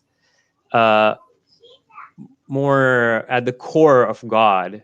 You know, like God is bound by logic almost, but then logic is also his creation. You understand what ends up happening? Where we say that God cannot create a rock that he cannot lift because it is illogical, because it will violate his own logic. But then we don't realize that, wait a second, God is the one who created logic in the first place. So these kind of questions, they end up going circle back. But the best thing they demonstrate is that a being with these kind of traits cannot exist. And the problem is that we have this picture of a being like this existing because of our limited perception of our emotions, right? And we don't understand even the subjectivity and the cascades of different emotional layering. Like, for example, God loves you. Well, then what is love? You know, like love is in essence where you value somebody's contribution to your life or helping you survive in a way, or there's so many different ways. So what kind of love and whatnot. But yeah, that's like, it's a kind of a similar question where if God knows everything, like he's omniscient, then what's the point of testing us, right? What's the point of doing anything at all if he knows everything that's going to happen? If, for example, if God knows everything that's going to happen, then why does he blame Satan for going astray when God already knew that he put it in? In fact, there's a hadith where it said that Moses and what was it, Abraham were arguing, or no, Adam were arguing, and Adam says, don't blame me for sinning and eating the fruit or whatever. God had written that in my decree, right? So it creates like a tautology where you're chasing the tail. That's my few thoughts on the question. Yeah, I don't have anything to add. I always saw it as a silly question because I always considered logic to be not something God created, but logic to be something outside of God's creation, meaning like, but some theists again would say that God is a paradox that you can't understand, just like the Trinity. I kind of like relating it to the Trinity and saying, well, why is Muslims love to say the Trinity is illogical, but then why is it illogical? Why can't God come down as a man? I think that's a better question. I think that's a better, not can God create a rock you can't lift. Why can't God come down as a man? He could. Yeah. If he's God, he could come down as a man. You can't say God can't come down as a man because it will make him less than God. No, it wouldn't. He can do whatever he wants, right? So that I think is a better question, because then that exposes Muslims to thinking about whether, you know, they're just outright, you know, oh, why does it have to be one God and not multiple? That doesn't have to be one God. It doesn't have to be necessarily. We're just making up words and things here. So yeah, that's all I have. I don't have much to say on this, to be honest. Thank you for your call, Foji. We do have you add other anything? I have a Yeah. follow-up if you Yeah. Okay, don't mind. if you can make it quick. Sorry.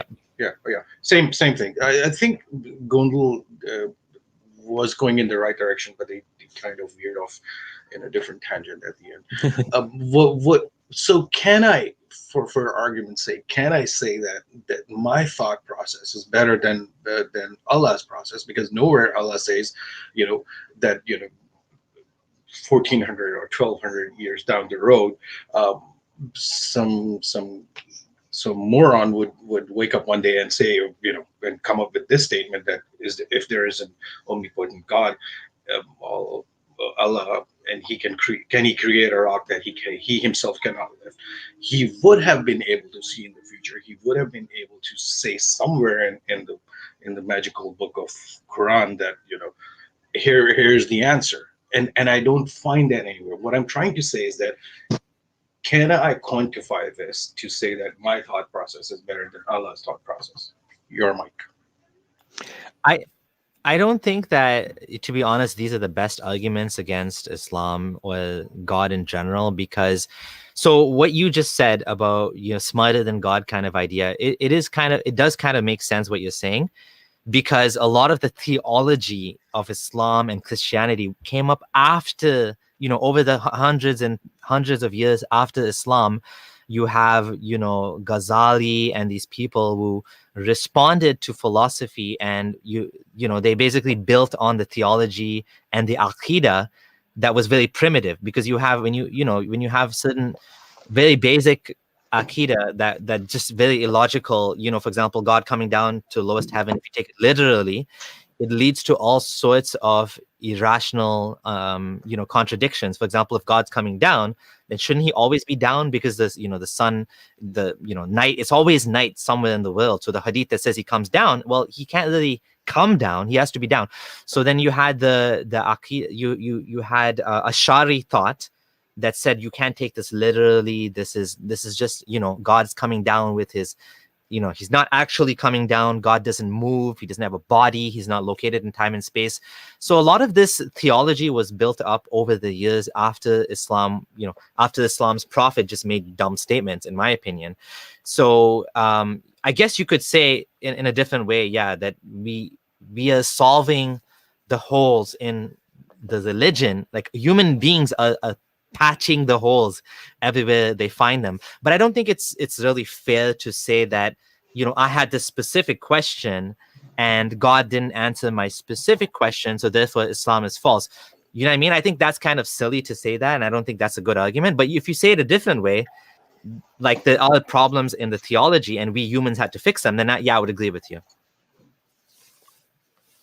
Okay, good stuff. Carry on, guys. Talk later. Thank you so much, both of you. Thanks for calling in, man. Thank you. Bye. Bye. Jalal, hey. Hey, Jalal. Hello. Hello, what's up, man? Hi, guys. How you doing? You okay? Good, good. Okay. I just had one quick question, if that's okay, if you could answer. Mm-hmm.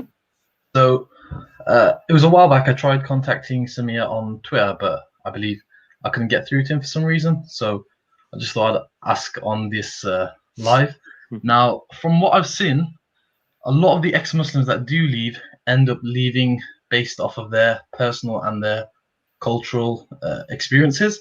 But I have seen a minority that do leave based off, if they do find scientific errors, or if they do find, how do I say it? If they do find things that don't make sense within the theology of Islam, I do respect that if you leave on that basis. But essentially, the question I did have for you guys is, I'm assuming you're both atheists, if I'm right. Yeah. Are you Muslim?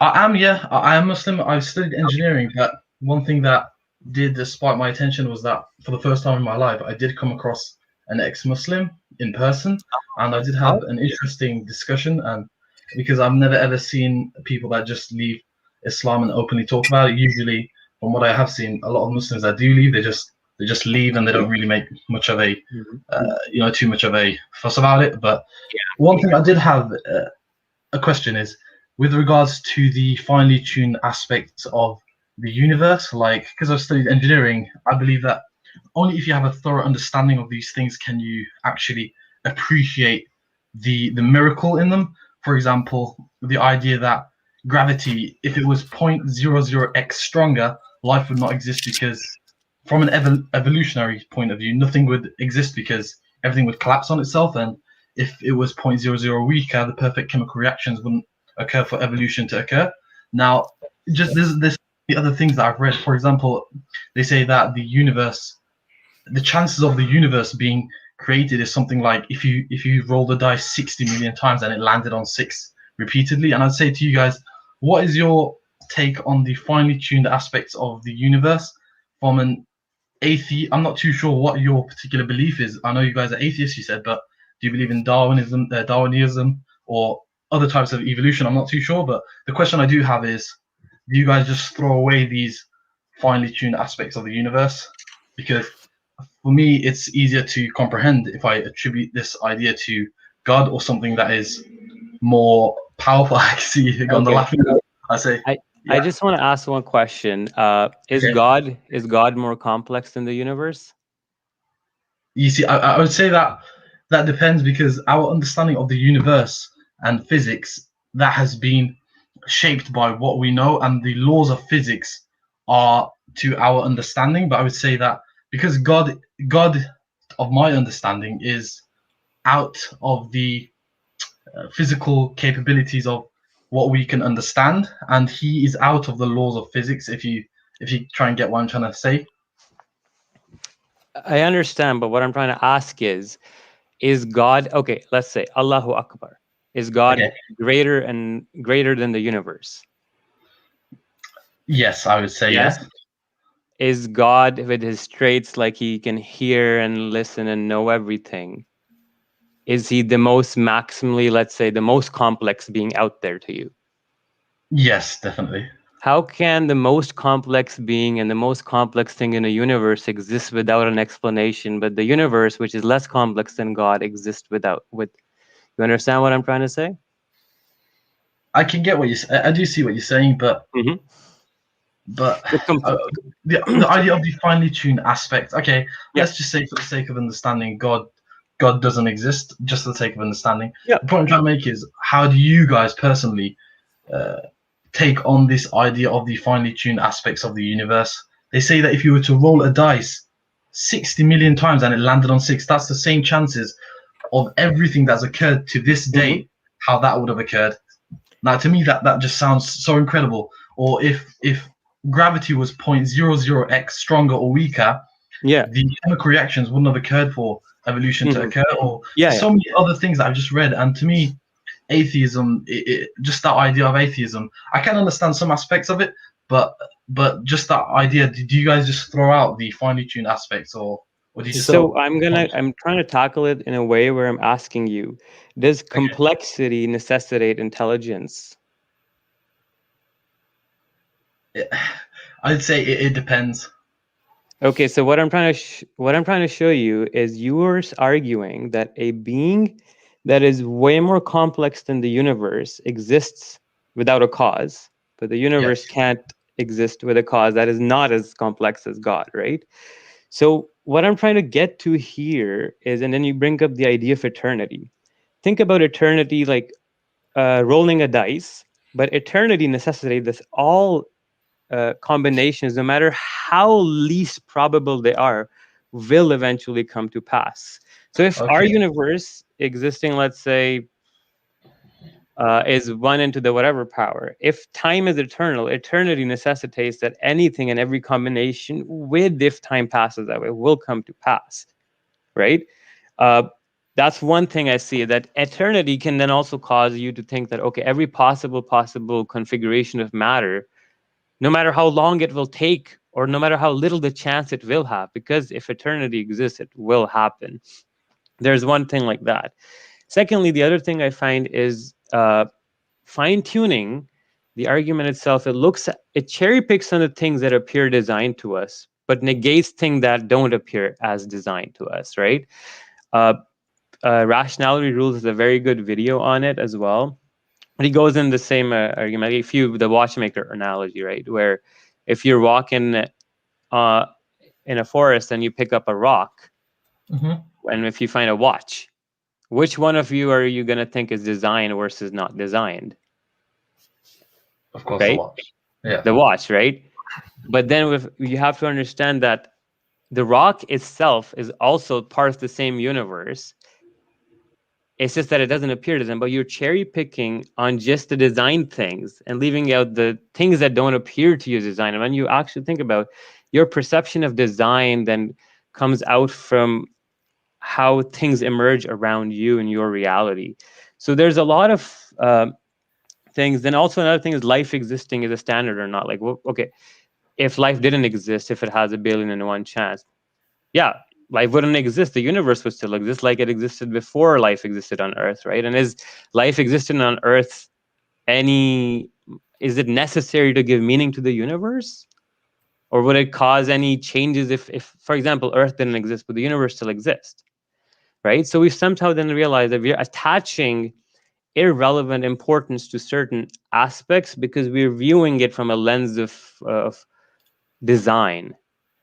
Again, like one could go on to more, I already talked about eternity and chance, probabilities. We talked about the complexity.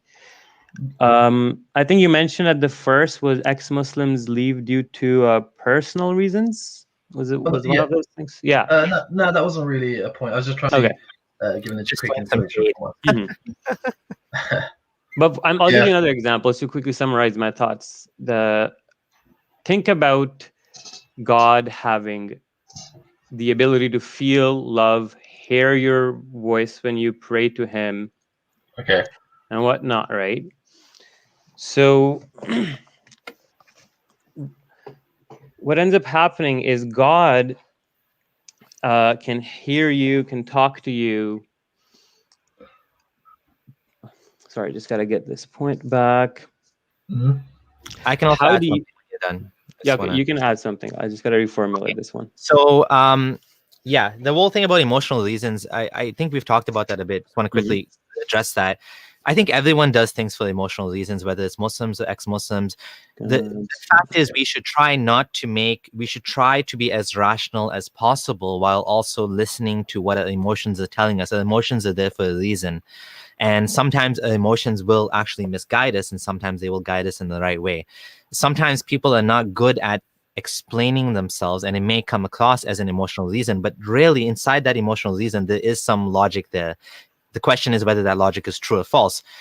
Someone can, for example, leave Christianity for emotional reasons because they feel, even they can leave Christianity and become Muslim because they want to marry a Muslim man, and then they find, for example, after leaving Christianity, that Islam is true and they start to connect to it or whatever. That doesn't mean that the reason they did it might be wrong, but the question is, what are the real reasons for believing or not believing in a religion, not why they did it.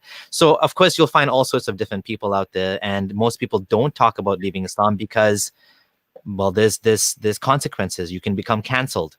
Like many people that I know that want to be public ex-Muslims, even people that are budding public ex-Muslim figures, for example, Aladdin and Aisha Muhammad. Look at the backlash Aisha Muhammad got, Infidel Noodle. She's been getting, there's a campaign to expose her, to get her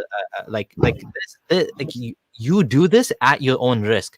If you're a white man like Sam Harris and you try to you're a white man and you try to talk about Islam, it's even worse. If you're a brown man, okay, you might get away with it. But if you're a white man, it's even worse. You're just gonna be like absolutely canceled, like completely canceled. Like it's gross and racist to talk about Islam, like as you remember from that little clip where Sam has. But anyways, that's not your main question. I just wanted to quickly address that.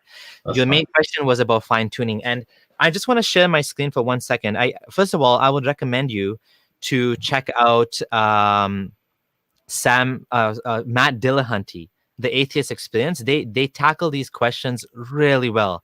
But I'm just going to share my screen. This is a wonderful book that I read after leaving Islam, which is called Atheism Explained from Folly to Philosophy by David Ramsey Steele. He has a whole chapter on this whole fine-tuning argument, and it's beautifully explained. Did someone set the dial? And he goes through point by point by point. The anthropic coincidences. We don't know that a universe is improbable. Like when we say the chance, the reality is the chance might have been 100%. You can't say the chance is 0.0000. We don't know. We don't have the conditions where we can say that it has to be exactly this. And there may be many universes. There may be every single possible universe that can exist, might exist. And if that's the case, then we can't say that it's like it's unlikely because, well, there's a universe with every condition, right? We don't know that. right? There may be natural selection of universe. This is a beautiful point, that through the quantum foam, we know that universes can pop in and out of existence. It could be that the universes with the right conditions are naturally selected to survive, and they continue existing because, like you said, if the weak nuclear, well, you didn't say, but if the weak nuclear force was a little bit more, or the strong nuclear force was a little bit more, the universe would have collapsed. Well, there you go. The ones that collapsed, they probably did collapse if there were multiple universes. We don't know. Like this question is basically begging the question. We can't, like, when theists try to say the universe is improbable and it's, perfectly coincides, it's in a way the puddle issue. There's a hole in the ground and the puddle, and it rains. The puddle says, look, this hole was made for me. But actually, no, the hole wasn't made for the puddle. The puddle exists because of the hole. You know what I'm saying? The same way that we could say, wow, this planet is just right in the perfect position. Think of it. I get you. Every planet is a roll of a dice, and it might have life or not on it. So when we think about it that way, you have, let's say, billions and billions and billions of failed attempts at life, but you have one real one. Now, that's not a sign of fine-tuning. For example, some theists say that, universe is fine-tuned for life. No, it looks more fine-tuned to create black holes and dead planets than lively planets, right? So, against what's important is your point of reference, where why do you perceive human life to be fundamental? If the Earth didn't exist, the universe would keep existing. It did, and it does, Now, another thing I wanted to come back to is, this is a question I want to ask you. Does God have a mind? Does God have a mind? I would say he has consciousness, but a mind in what terms of in what aspects are you asking when he has a mind? So you said God is conscious, but what Definitely. predicates what is necessary for consciousness to exist? I'm not sure. I'm going to ask you, rephrase the question. Can software run without hardware? No, but I It's a good question, because God is basically a disembodied mind that's making decisions. I'm talking about theism, especially Islam. God is going into his creation. He's involving himself. He's making decisions. He's basically revealing things to human. He is a mind. What else would you describe God? Because we're not talking about Hinduism. God is Atman. God is this force. We're talking about Islam, where God is like a sky daddy. Like, would you not agree that God is a mind? And what else would God? You can't if God isn't the mind, then how is he interacting with human beings? How is he? Do you understand what we're saying? No, I understand what you're saying, but I would say that's to our definition of what a mind is. Yeah, but then that's, again, you're also taking a huge leap of faith where you don't have any evidence of any minds existing without hardware, but you're trying to that God's mind exists without hardware, right? I think, Jalal, I think that believing in God is okay, and it is, let's say, possible, depending on what you mean by God. If you're telling me God is a power or force that pervades the universe without consciousness, then I might even agree with you that that's God. But if you're saying God is a man in the sky, I know Muslims don't say man in the sky, but he is like a man in the sky. The Islamic God is a man that revealed, and someone mentioned this in the comments, that he decided to reveal that you can marry your adopted son's ex-wife. Like, when you get into the details, it all falls apart. But if you're just talking about God in general, then God, this originator of the universe, well, I can possibly believe that there's a possibility that there's a God. But when you talk about a God that goes and involves himself in the matter of humans and created angels and jinns and talked to humans in a cave, then it starts to all fall apart, and really does. So that's why I tend to really go back to the details of religion rather than focusing on whether God existed or God didn't exist. Atzis said the most complex being allowed Muhammad to marry his adopted son's ex-wife. This is very complex, man. It's true. Like, when you look at the details, it becomes a joke. This is God. Like, this is the creator of like the serious, like the binary stars of the cell, the living. You believe that this same God is revealing to Muhammad that he can marry his adopted son's ex-wife because that's important for humanity. It doesn't make sense. You're talking about two different beings here. the originator of the Quran, the originator of the universe and the Quran cannot be the same person. And but I do think there is good philosophical responses. If you just look at atheist channels like Matt Dillahunty, Mhm. he totally destroys anyone that calls in and brings up this point. But or just check out the book. But if you have anything else we can talk about, feel free. But otherwise, we're gonna get back to. We have like I think only 15 minutes left now.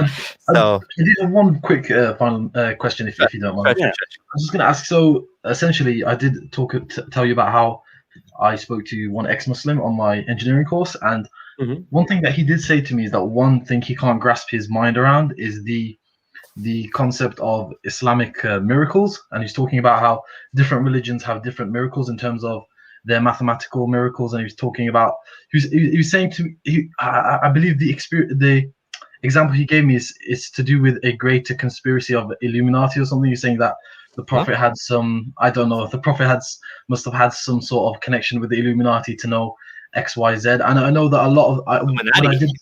Illuminati is a know. modern thing, though.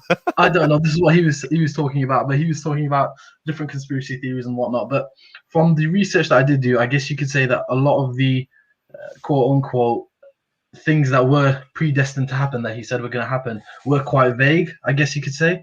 But there are some things, like for example, the mathematical miracles that I did see in the Bible as well, and the Hebrew text, and as well as the Hindu scriptures. When I looked into those as well, when I was googling it, a lot of them do have mathematical miracles that I just can't grasp my head around. I know you're laughing right now, but I mean, do you guys have an explanation for that? Is it the one where the miracle of the number 19, Tisat Ashar, or like the word Yom being used 365? Is it of that nature? No. It's I can't remember off the top of my head, but it was one for something to do with sea Okay. and landmass. So and yeah, okay, that's the same thing. Yeah, So same type. Yeah. what I would recommend is, well, first of all, if this miracle is appearing in other books, then obviously it's not that miraculous. Because the Hindu God can't be the same as Muslim and both be right. That's the point I was trying to make. Look into miracle claims, you have to look into the details, and you have to ask yourself, am I begging the question?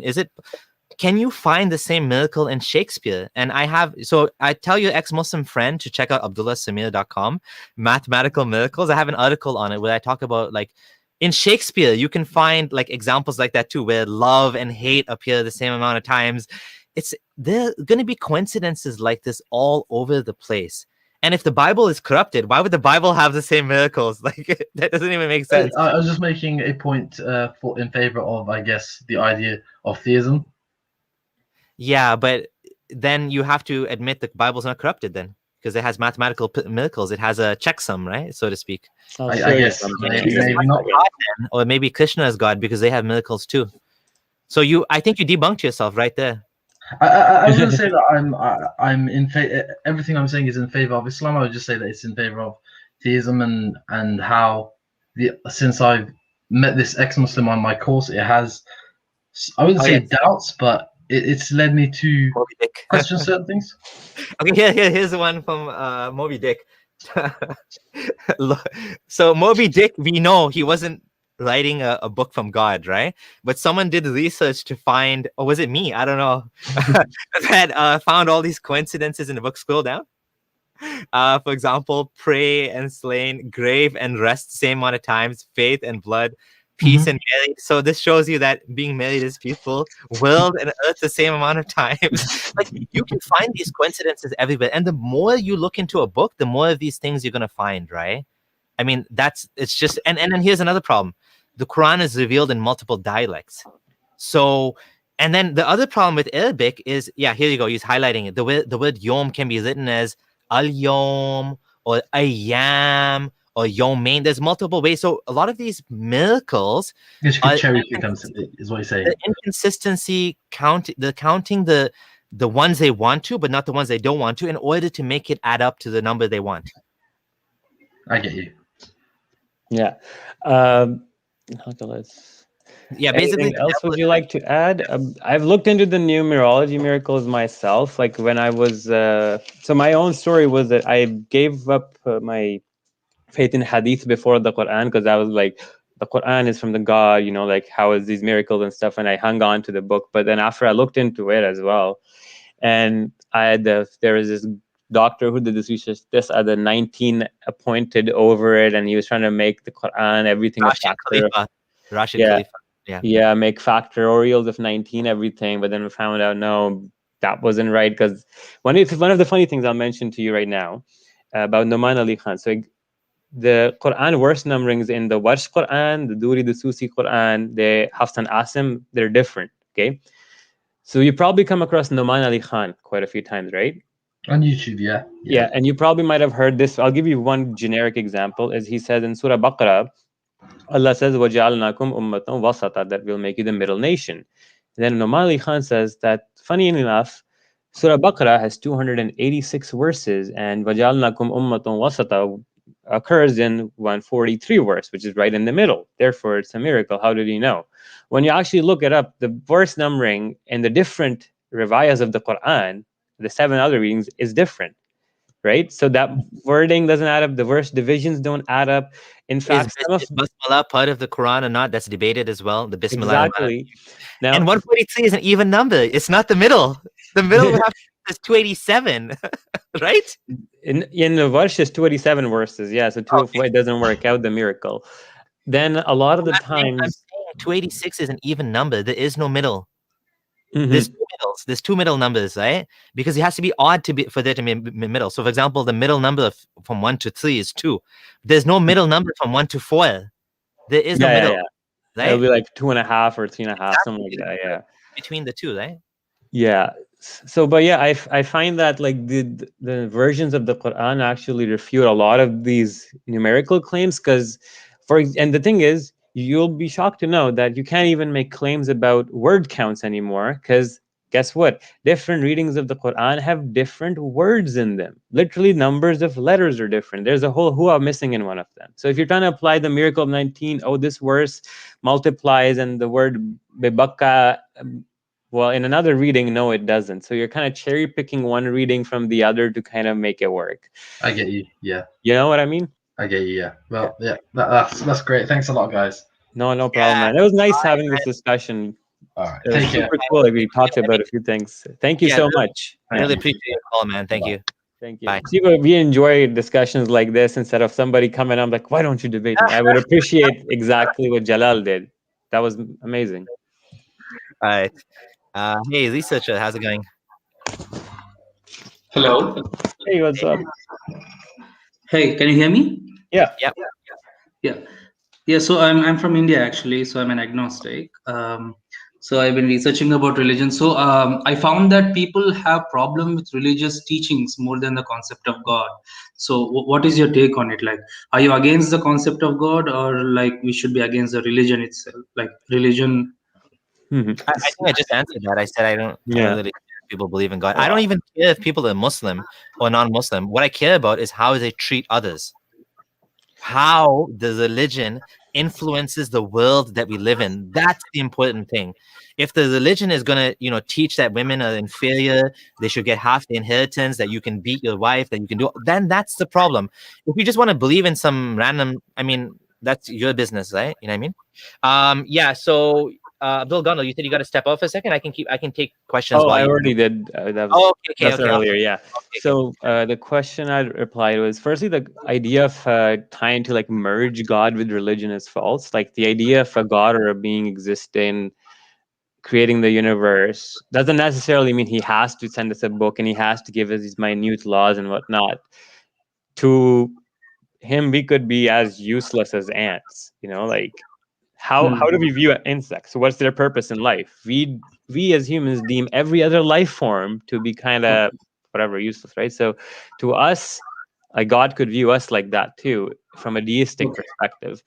So God can exist without meddling in or sending us books or talking to us, or just he created the universe and the universe runs on its laws or whatever he's done. He doesn't really intervene, right?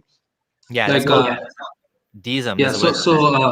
Yeah. So I want to add Indian philosophy into it. It's called Vedanta. So I have problem with it. So before getting into that, I just want to ask you, like, for me to accept God, it's not a problem. But when it comes to the problem of evil, it becomes a big problem. You know, if there is a God, then his duty is to protect the people, right? So if he can't do that properly, then he's not fit to be called as a God. But then again, a question rises: does God really need to respond immediately to all the people? Like, does he have any obligation? Like, if he wants, he can. If he doesn't, he doesn't. If he doesn't want to, then he doesn't want to. So I think it's like what Gondal said. Like we don't even know if there is a God, whether he even knows we exist, whether he even cares.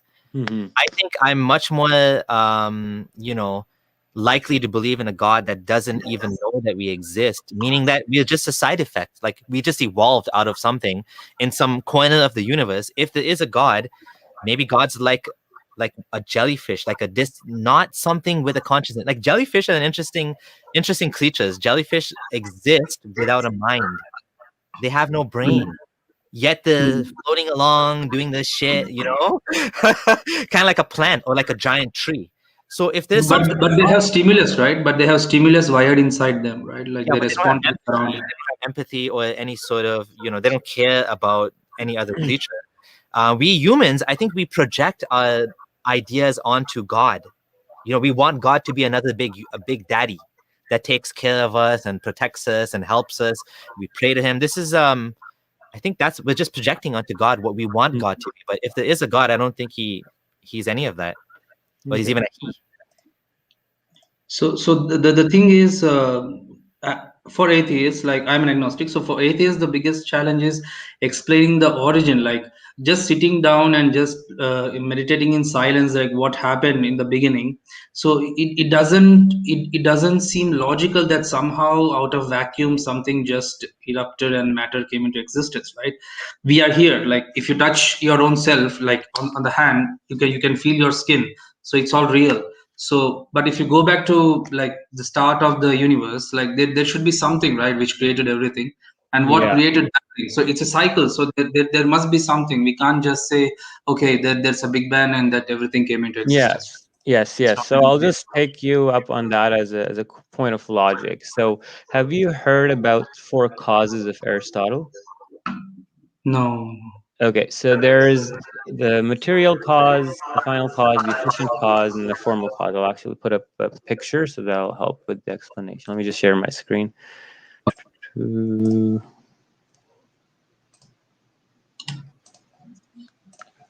Okay, can you see that there? The four causes. No, I can't see. Okay, so just to simplify it, if you need to make something, right? If the first thing was you need, for example, you're building a table, you need to make the table out of something. The first thing would be the wood, which is the table, right? The efficient cause would be the force that pushes it into existence, which would be you making the table. The formal cause would be form, function, or essence of a thing. It is what it does after it's being made. And the final is what the thing exists for the sake of the ultimate purpose of the object, as in the table exists, right? Yeah. When you look at it, the material cause is missing in God's hypothesis too. Think about this. God exists, but where did the matter come from for creating the universe? So when you think about this, all you're doing is theists don't know. They also believe in creation ex nihilo. In fact, they believe in creation ex nihilo more than atheists. I don't believe in it. Maybe not. I'm agnostic about the origins of the universe. Yeah, I think ex materia makes a lot of sense because if you look at what the Big Bang is, it's all of matter already existing and then exploding and expanding. The material was already there for the Big Bang. Where did it come from? We don't know. Maybe it's eternal. Maybe it's cyclical. And I think I think you're coming from a Hindu background, as you said. There's cyclical universe, yeah. Universe in Hindu philosophy as well, which makes a lot more sense than big day of judgment, creation, and God's going to flatten the earth and make the mountains flat, and the sun and the moon are going to collapse, and everyone's going to be naked and uncircumcised, and the sun's going to. None of that makes sense. It's all bullshit fairy tales. But like, okay, cyclical universe. Maybe it's true, right? Maybe it's always been ex nihilo makes no, it doesn't really make sense because we're saying everything had a. Think about it from a theistic perspective. They still don't have the four causes. They still don't have the material cause. They use God to then special plead or say, God, magic, material cause. Okay, there you go. God created matter out of nowhere. in essence, they're also arguing just nowhere. They just add the God thing, and that's the magic, basically. Yeah. It's like a buzzword at that point. I mean, the same idea, which if God always existed, we could just say the universe always existed. Why do you need to add a God there? You know what I mean? I Anyway. mean, even if it's a cyclical thing, there should be a starting point for the cycle to happen, right? Like Well, nothing here's like the thing. perpetual motion machine cannot exist, right? Okay, start the idea. One of the things I find is when we talk about these things, our nomenclature, our language is embedded in the perspective of time. Mhm. If there is no time, there is no start and there is no beginning. You understand? If there's Yeah. eternity, then anything and everything that, for example, take, let's say, a dice, right? The dice has whatever X amount of sides, but let's say you rolling the number 10 is 1 in a million. Okay, but because there is no time, regardless, and if there's fluctuation, it It's 100%, will right? eventually end up happening no matter what. Yeah. So Okay. every single, yeah, even if there's a million-sided die, every single side of that die will always be 100% chance of hitting it. It's not 1 in a million, it's 100% because it's going on forever and ever and ever, right? Yeah, Yeah. that's true.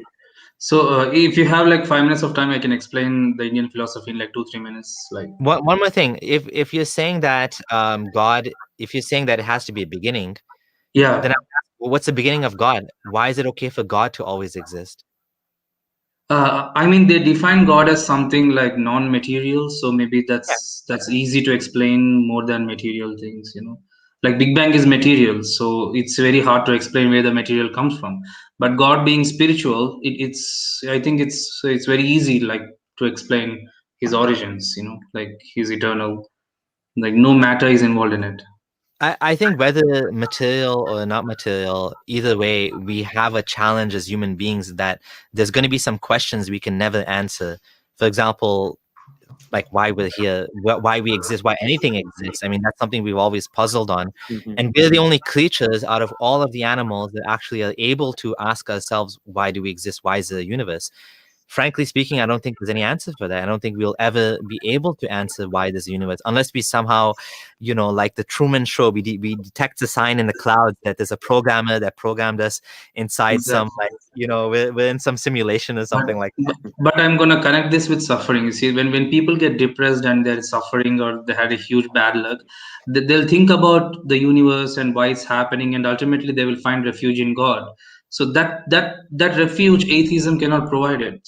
So you But know, it's a like false refuge because you're getting refuge and is not actually doing anything for you. So as your child is dying of cancer and you pray to God, your child is still dying of cancer. He's not going to come back. Yet you think you're getting something out of it, but you're not. Instead of actually investing energy in improving the world and maybe doing cancer research, you pray to God and you expecting you're going to meet your child again, and so you don't even take any action. Maybe you do take action, maybe you don't. But the fact is, I think the idea of God poisons, the belief of actually the fact that this world that we have is the only world and the only short life that we have. But in terms of like explaining Hindu philosophy, I'm going to have to pass on that because we do have okay, 2 other people waiting.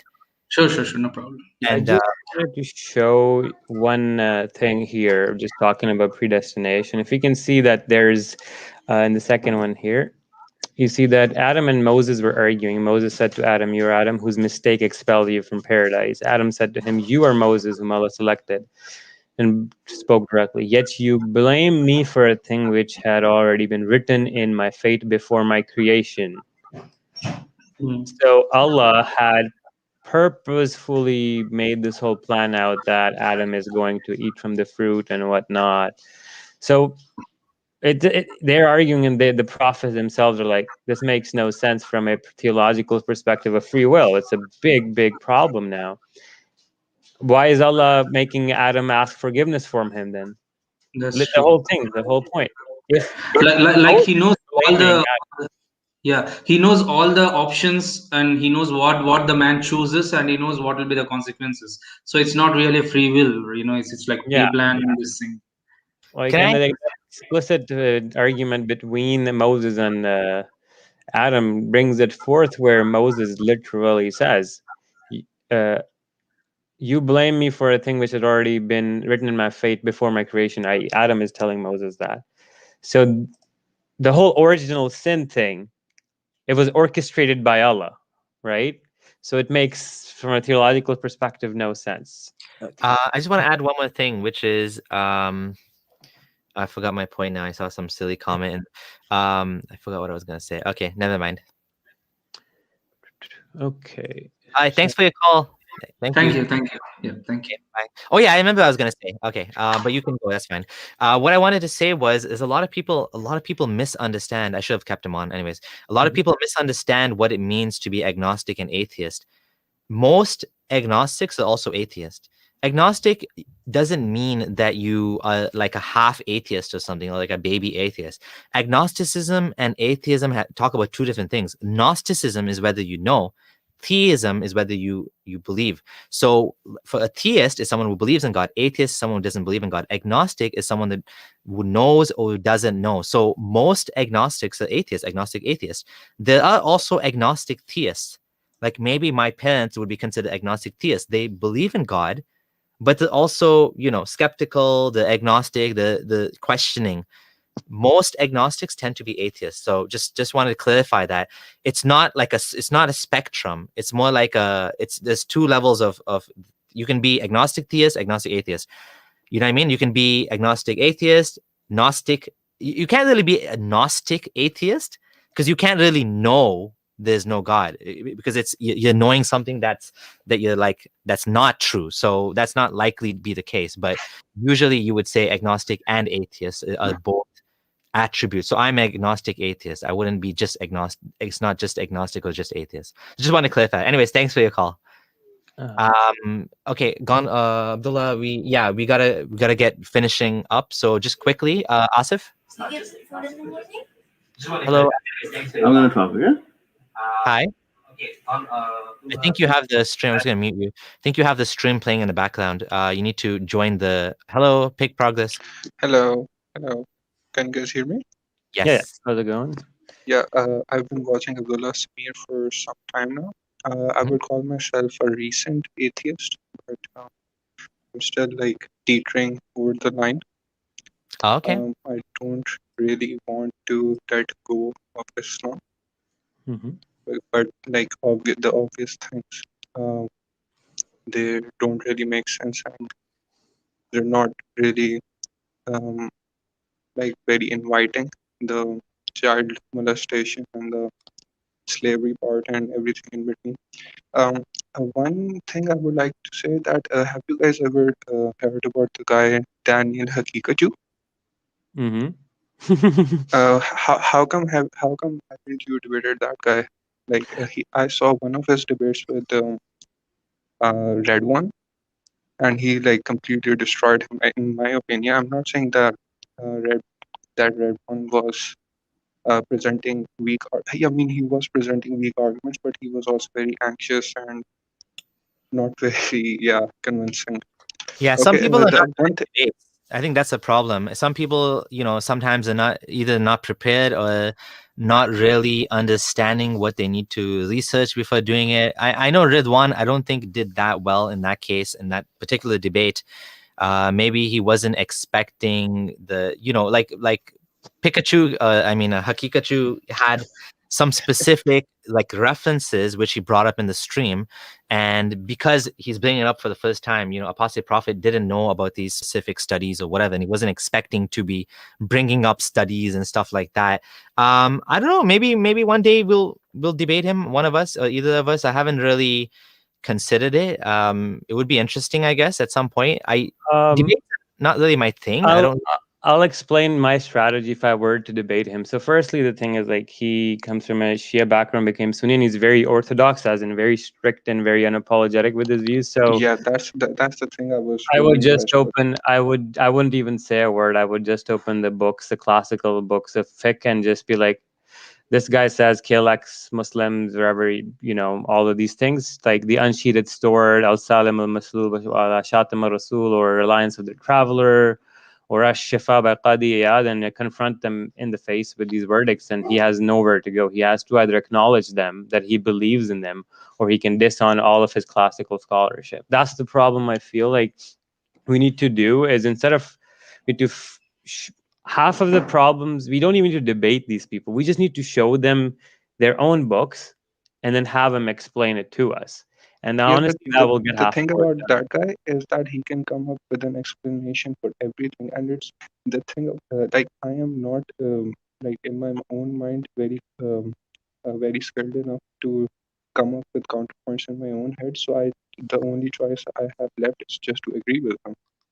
What specific And points did he mention, like, that you agree? like let's just take for example the war prisoners. When you kill soldiers on the other side, you can take their women as property, right? So Mhm. he can justify that in those times, the tribe who had the most people, they would win, and it sounds very dystopian. Sounds Not very what? good. Sorry, it's a little bit hard to hear you. Yeah, Yeah, people are saying they can't hear you. it doesn't sound very good, but at the same time, it kind of makes sense that Yeah. I mean the point is that he was the prophet and he should have known better. Yeah, but he Oh, did, well, and I have the whole game here is moral relativism. And this okay, is very important for Muslims to understand. And I don't know why Hakikaju either doesn't explain this to the people or he doesn't catch it on. Is when Muslims claim لَقَدْ كَانَ لَكُمْ فِي رَسُولِ اللَّهِ أُسْوَةٌ حَسَنَةٌ, that in Muhammad is the best example for all times to come, they cannot then okay. say there was Can you give me the reference for that? Can you give me the reference for that? 3321. 3321. Alright, Uh, okay. I mean, it's Moving a on. common Islamic belief that Muhammad is the best man, and we all know that, right? right? He's just So, big and whatever. Okay, so I'm from. the I Muslim, know that one of you is at least from Pakistan, right? yeah, me. Yeah, I'm from Pakistan as well. So one thing Okay. I would like to shed light on is that in the recent months, ever since the death of that Mullah Khadim Rizvi, do you know him? Yeah, yeah. Yeah. So his son is about 10 times as big of a threat as he was. Have you seen his videos recently? No, I did not. Dude, that motherfucker, I can't even like begin to fucking. Okay, let me ask you this question. Sorry, we're Do you changing. think that Did we finish the first question already about the slaves? We're jumping on another one, and we don't really have time. Abdullah Gandhi has to go. Yeah. okay, So, I just want For to ask this one. Do you think okay. that being religious is a product of lack of intellectual honesty, or do you think it's a product of poverty? It's a very broad question, and I would say so. Religion in its own is an attempt by our ancestors with sincere efforts to understand reality. At times, sometimes some aspects of religion are manipulative, but to say that it's completely and obviously always like intellectually, no, that's not true. That's not the case. I mean, you can find a lot of scientists that are geniuses, Nobel Prize winners that are also religious, and some I know cosmologists who still believe the Earth is 6,000 Abdul years Salam, old. do Right? you know about? Yeah, Dr. Abdulsalam. So there'll be religious people there too. So this is what's called a cognitive dissonance or compartmentalization of knowledge, where the way you store or the way you perceive religion is in a completely different part of your head or in your mind, where the critical part of your personality never touches upon it in a way. For example, a quantum physicist can be a Muslim, but he would never really think about the same way about Islam, the way he thinks about quantum mechanics, because it's in a separate compartment in a way. So I would say no, Yeah, Muslims they are not don't dumb apply the people. same logic to their own beliefs. Okay, go on. Exactly, it's like selective thinking, or we can say that as cognitive dissonance, right? So Okay, no, I but was generally very there have been surprised. papers. As sorry. Okay, I was very surprised that Khadim Rizvi's son. I mean, his party is blowing up right now. There was a recent election in a Sorry, town sorry. called Daska, We don't have and time they for came this. in second. We don't have time for this political discussion. I'm Oh, so sorry. Yeah, I'm not up to date with the Pakistani yeah. Yeah, Okay, politics. okay. I'm good. just let Some me other just time, quickly guys. answer what you said, and we're just gonna have to end it on that because okay, so about the slavery, I highly recommend you check out two Abdullahs presentation on slavery. If you Okay. have any sort of doubt that this was a good thing, watch that 2-hour presentation and you will not be able to say Muhammad was a good man. Like I'm not going to repeat all the points for you, but just watch that. And in regard to I forgot what the other question was, but anyways, you just check that out and you'll see that, I don't know, Pikachu, sorry, Hakitaju, what he's saying, but like there's so much bad things, so much evil that happened because of Muhammad's rulings on slavery. There's no way you can justify this man was the best man. There's no way. There's absolutely no way. But anyways, I'm not going to repeat myself. Okay, one last thing. Can I just one last thing? Gondel's up to you. I'm very Okay, go ahead. surprised that these people aren't being taken down on YouTube, because they are like publicly calling for chopping off heads of blasphemers. They say a phrase like "Man sabba nabiyyan faqtuluhu," which yeah. literally Whoever insults the So- prophet, kill him. Yeah.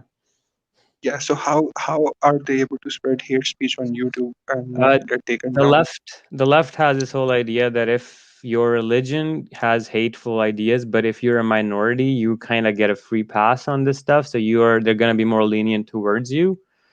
So this is one thing that I've noticed with the media as well. I'm just going to make a prediction here. This shit is going to like grow like wild in the coming months and years. Like this is not gonna settle down. Well, no, I live I'm in Lahore. thinking about like my family and friends in Pakistan. They keep telling me like the disparity, the people, like I get so many messages. There's like atheism is going nuts in universities and schools in Pakistan, and there's a that's huge. true. Exactly. Like I know, so like honestly, like all my class, I found out last year that more than half of them are atheists. Like my classmates from high school, half of my team, my I Islamic have studies seen teachers some are people atheists. actually Come go on. the other way as well, but I haven't really talked to them or Yeah. asked them for their rationality. Okay, I understand your shorter time. Some All other right. time, guys. Thank you Yeah, so much. thanks. Bye. All right. I'm not going to add anybody else because we're out of Yeah. time. Just add some concluding comments and we'll end it at that. And I'll just go first. Thank you everyone for joining, and please do subscribe to the new channel. It's new for a while now, but I guess it's old now. And lots of people today. It was a good call. I think people are looking forward to this, and hopefully we'll be able to continue doing it from time to time as the schedule goes. We won't be able to take any more callers now. Apologies for that. And yeah, final words to you. So I just want to show you guys what I've been up to the past 2-3 months. So what you're looking, I don't know if you guys can see it clearly, but these are about 170 items. And this is the research I've been doing. So what you see, these are psychotic, Muhammad, the name of the folder. These are symptoms of epilepsy. So what I'm going to do is I'm going to write a search word like fainting, or faint, and just see how many pop up. These are the references just for the word fainting at Muhammad. To show you, let's see. Well, yeah, let's take this one. Can you see it or no? It's a little bit. Oh, yeah, now I can. Yeah. Okay. So here, like Muhammad would faint when he got the revelation for marrying Zainab, his adopted son's wife. There is this one from Majma' al-Zawaid. Like this one's pretty interesting. I'm just gonna make this full screen for you guys. I don't know if you can see that clearly, but it says that whenever revelation came upon Muhammad, he would faint. Like every time. And he says one of the chains is Sahih. Let's write something else. Let's see, trembling. Okay, I write trembling. 23 results pop up. I'm just going to show you a few. Let's see, Tafsir al-Qurtubi. What does this one say? This one says, I'll zoom in a little bit. Okay, it says the Surah Muzammil. So this one says, so Muhammad heard the voice of an angel, and then he looked at the angel. He was seized by trembling. Okay. I'm trying to get some that's English. There you go. This one's English. This is from Asbabul Nuzul. It's for Surah Duha. This is, by the way, this exact one appears in like 7 different tafsirs, and this one says the Prophet of Allah, bless him and gave him peace, then came in with his jawbones trembling. They made fun of me, right, saying that there's no narrations. I found like 3 of them. Whenever revelation came to him, he shivered. Okay, and he said, "Oh, Khawla, cover me, cover me." There was one that I want to show you, the foaming in the mouth as well. Now, these are like 6 references for that. So long story short, Yeah. you have compiled you have compiled a database of all sorts of what would you say, like mental health related issues or signs of epilepsy, or how do you want to describe it?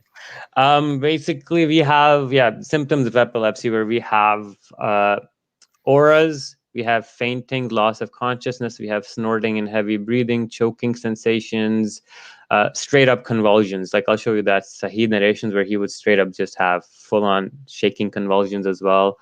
He would foam and froth at the mouth. There's narrations where he would be sitting here and his buddy would be suddenly, his head would go up, go down to the ground, fixate on the ground, and then he'd appear to move his lips and talk, then come back, and he wouldn't remember what just happened. There's lots of this. He would be constantly taken over by trembling and shaking. But yeah, basically you have different versions of this pop up. This one says, just to show you guys, وَتَزْبَدْ لَهُ وَجْهُ, that he would foam at the mouth when he would be receiving the revelation. But this is going to be a huge one. As you can see, this is like what? 170 references. Nice. Yeah. It's gonna be a great presentation once you get it done. I'm trying to make like a good video, or like I just want to show you one last one, and then we will. This one is from okay, yeah, this one. So what you're looking at here is this one. كنت أكتب الوحيد رسول الله صلى الله عليه وسلم وكان إذا نزل عليه أخذته برهان شديدا. يعني when revelation came upon him, he would be seized by a fit, a paroxysm of severity, or a convulsive state, or a highly feverish state. And then it goes, and he would start sweating, and then he'd also make the sounds and whatnot. But yeah, this one also is 2, 3, 3, and it's talks about the sanad and whatnot. And Suyuti said, وَرَجَالُهُ مَوْثِقُونَ, that this is in fact Sahih Hadith. So anyways, let's save this for the presentation. Yeah. Because it'll be more interesting, I think, when we add the commentary and we show it with exactly explanation and put it in its proper place and all that. Mhm. But yeah, any final words for today? Circus of Islam number 3 plus lots of calls. It was a good show. I have blocked one Dawa because he's being a real jerk as usual. He's on his Twitter bragging about how I'm so scared of him. Honestly, people spend all the energy talking about drama like this. You know they're not engaging in good faith. Like, I want to engage with people like Jalal, who calls in, and I knew already one Dawa. I remember that I had a bad experience with this guy, but like Jalal, he comes on and he's asking us questions. We're having a conversation. We're respectful of each other. That's the type of content that I want to encourage, not this like Muhammad hijab shouting at speakers corner, like shouting over each other, or like the way he does debates where he basically strawmans, he strawman David Wood and misrepresented what he was saying multiple times.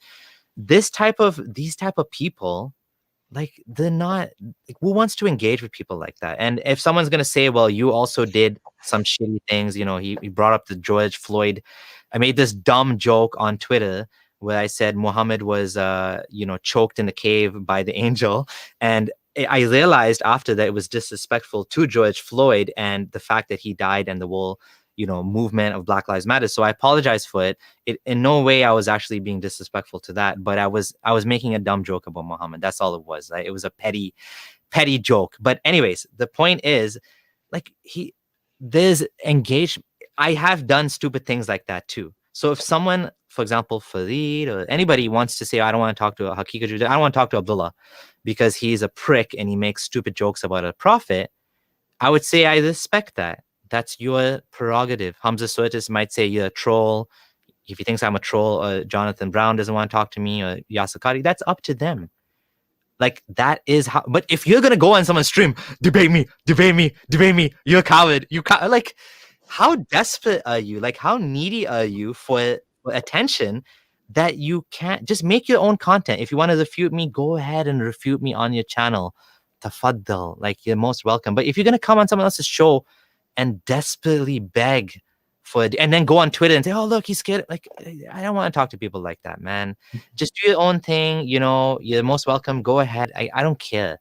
I'm not gonna engage with you. Like, you're most welcome. Do your own thing. That's it. That's all I have to say about that incident. And it's unfortunate, you know, that one Dawa made a video where he took Shabir Ali. Shabir Ali is actually like a good Muslim scholar. He is someone that has, you know, reflecting on Islam, and actually some of his positions are actually quite reasonable. Like, you shouldn't kill apostates. You know, that like stoning is not part of Islam. That if you want to pay, you're not allowed to pay interest. You're not allowed to accept interest because the Quran says those who consume riba, but you can pay interest and get a mortgage. So he's actually helping Muslims to have like a somewhat reasonable life, right? And these guys, they made a compilation. One Dawa made a compilation of him, like putting all of these things together to try to make him look like he's like an apostate or something, or he's a terrible Muslim. And they're trying to get him canceled in the Muslim community. And then Hakuju took his video and blew it up even more. The funny thing is this is how I see it, and I don't know how when Muslims are going to realize this. The whole Dawa scene is being ruined by immature teenagers. Absolutely. I'm not even joking. You have, and I will tell you this, there are people who are nice, who are scholars, who are academics. People like Yasir Qadi, when they voice an opinion that, okay, some ulama didn't consider this as shirk, it has to be taken that he's voicing other people's opinion. It does not necessitate that everybody starts refuting Yasir Qadi. Now the Shabir Ali is gone. Who's next? Dr. Zakir Naik is going to be attacked. He's already been attacked. And then is another Salafi that, but the point is what these people need to do is learn to put their differences aside and get together instead of takfiring each other all the time. Like, come on. They make the community, they project their own sectarianism to the world to see. Yeah. Right? Like this whole thing started because of Farid. Farid was trying to be Farid leaks. And this wall holes in the narrative, the amount of people that left Islam because of this, the amount of damage to the dawah, all because you're trying to refute your fellow Muslim scholar because you can't accept a little bit of difference of opinion. And you're trying to make Islam, like this Puritanists are going to destroy Islam, and they're going to throw more people out of Islam. And go ahead, like keep acting like little, trolls or whatever. And yeah, it's funny. Like, what we need more people like Shabir Ali and Yasir Qadi to be at the forefront and taking control of the Dawah movement and whatnot and being the leaders. But in fact, we have these unqualified email leaking, disrespectful people jumping and just making refutation video after refutation video. Yeah. And what you will see now, I'm actually also preparing a big refutation against the Dr. Farid al-Khajja, or Farid's cousin, the neurologist. I have two neurologists on my side, as well as an MD that'll be coming on to help me out as well when we explain this. But the point is, like, just to show you, the guy comes in and says, oh, it's Gondal's opinion, don't listen to him. But no, I told you in my stream, like, no, listen, these are epileptologists written books. I will literally hold the books in my hand and show you. A point is that, like, the Dawah scene has become very reactionary, and it's all about nitpicking negativities. There's no positive coming out of it. You're just creating a toxic environment where if anybody takes one word or one step wrong, kafir or shirk. Like, that's not how it's done. And you don't come on like Yasir Qadi is like, astaghfirullah, the deviant, the zindiq, he's gonna ruin the ummah. Yani, bro, he did so much work for the ummah. He's helped so. I don't know. I feel like I'm being an apologist for Qadi right now. Honestly, it's true. These people are saving. Mufti Abu Layth, Yasir Qadi, and Shabir Ali are keeping people Muslim. But these fanatics, these extremists, these hardcore Salafis are ever increasingly making the ummah smaller and smaller until everybody's out of Islam. And I wonder, like, if they're gonna push someone badly enough that these people will actually publicly leave Islam. I don't know. Maybe the day is gonna come where they like attack like Shabir Ali, and Shabir Ali's like, I don't want anything to do with you guys. It's this weird idea of, like, the ghuraba concept that over time the righteous people will like reduce, and it'll be like holding a coal in your hand, and you'll be the ghuraba, and Dora fitna. So they have this weird mentality of self-righteousness where like, okay, anybody is gonna say anything like remotely off the manhaj, takfir. It's just, it's like, I feel bad. What I'm trying to say is, even as an ex-Muslim, I know that the Muslim community has scholars and individuals that are more mature and should be representing the Muslim community in a much more fair manner. Like these Ali Davas, these Muhammad hijabs, honestly, they're only famous on YouTube. Most of the people, the ulama, the sheikhs at the mosque, they're not like these guys. They're decent, mature people. Yeah. They don't behave and like, especially people like Dr. Yasser Qadi. Like, even though I disagree with him, he's still a scholar. And for them to pick on his evolution as a person over 20 years, like his facial look change and whatnot, it's immature, you know? Like Muslim Twitter, Muslim YouTube become obsessed with, like, even against us, all they do is they keep making memes about us. They don't really engage, just memes. You're this, I'm a donkey, and you're you're something, and this is the problem, right? And well, they're giving us free publicity. Anyways. Yeah, like, and you'll notice that people like that, the type of crowd they have this like immature loser crowd, debunked, wrecked, you know, this type of people. So it is what it is. If that's the audience they want to build, I mean, they can build that. I don't really care. I think people do need to understand that everyone, Muslim and non-Muslim, has a right to decide who to engage with. Like, it just sometimes you wonder though, like when you know, sometimes we do have a right to call out people when they say we're inviting atheists to call in, like for example the SC Dawa or Hamza's Den has an open call-in show, and they explicitly only allow white atheists and not ex-Muslim atheists. You can ask, why are you guys not allowing us to call in? I mean, that's like, I allowed one Dawa to come, and then he started being again grandstanding, no content, no actual substance. I'm like, okay, I don't want to talk to you. But I wasn't going to do that. I was going to call, you know, Hamza's Den. Someone a Muslim asked me to call in. I was going to ask him a question about apostasy, and I would have engaged with them. And there's an all-star team, man. They had Muhammad Hijab, Hamza Soetis, Subur. They had Mansoor. They had a bunch of people that they have way more experience than me in having these conversations and debates. I barely talk to Muslims because Muslims don't call. Not many Muslims don't call in. These guys are in speaker's corner. They would have outgunned me for sure, 6 versus 1. Yet still, they didn't want me to call. Now that you got to wonder. It didn't even give me a chance. Like, okay, if I showed up and said, "Why are you guys scared of me?" Okay, if they kick me out, I would expect that.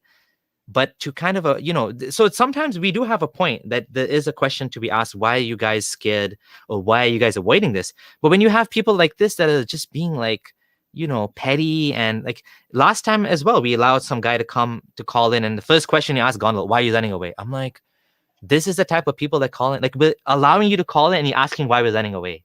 Does that make any sense? You're here. Use that. Like, he could have asked a question about miracles or something, right? Like, use the platform to your benefit. And anyways, I think we've gone on for too long. I apologize for keeping you and everyone else for whoever was been here from the beginning. Thank you guys, all of you guys, and hopefully we'll have another one soon. And stay safe, and see you later. Bye. Bye.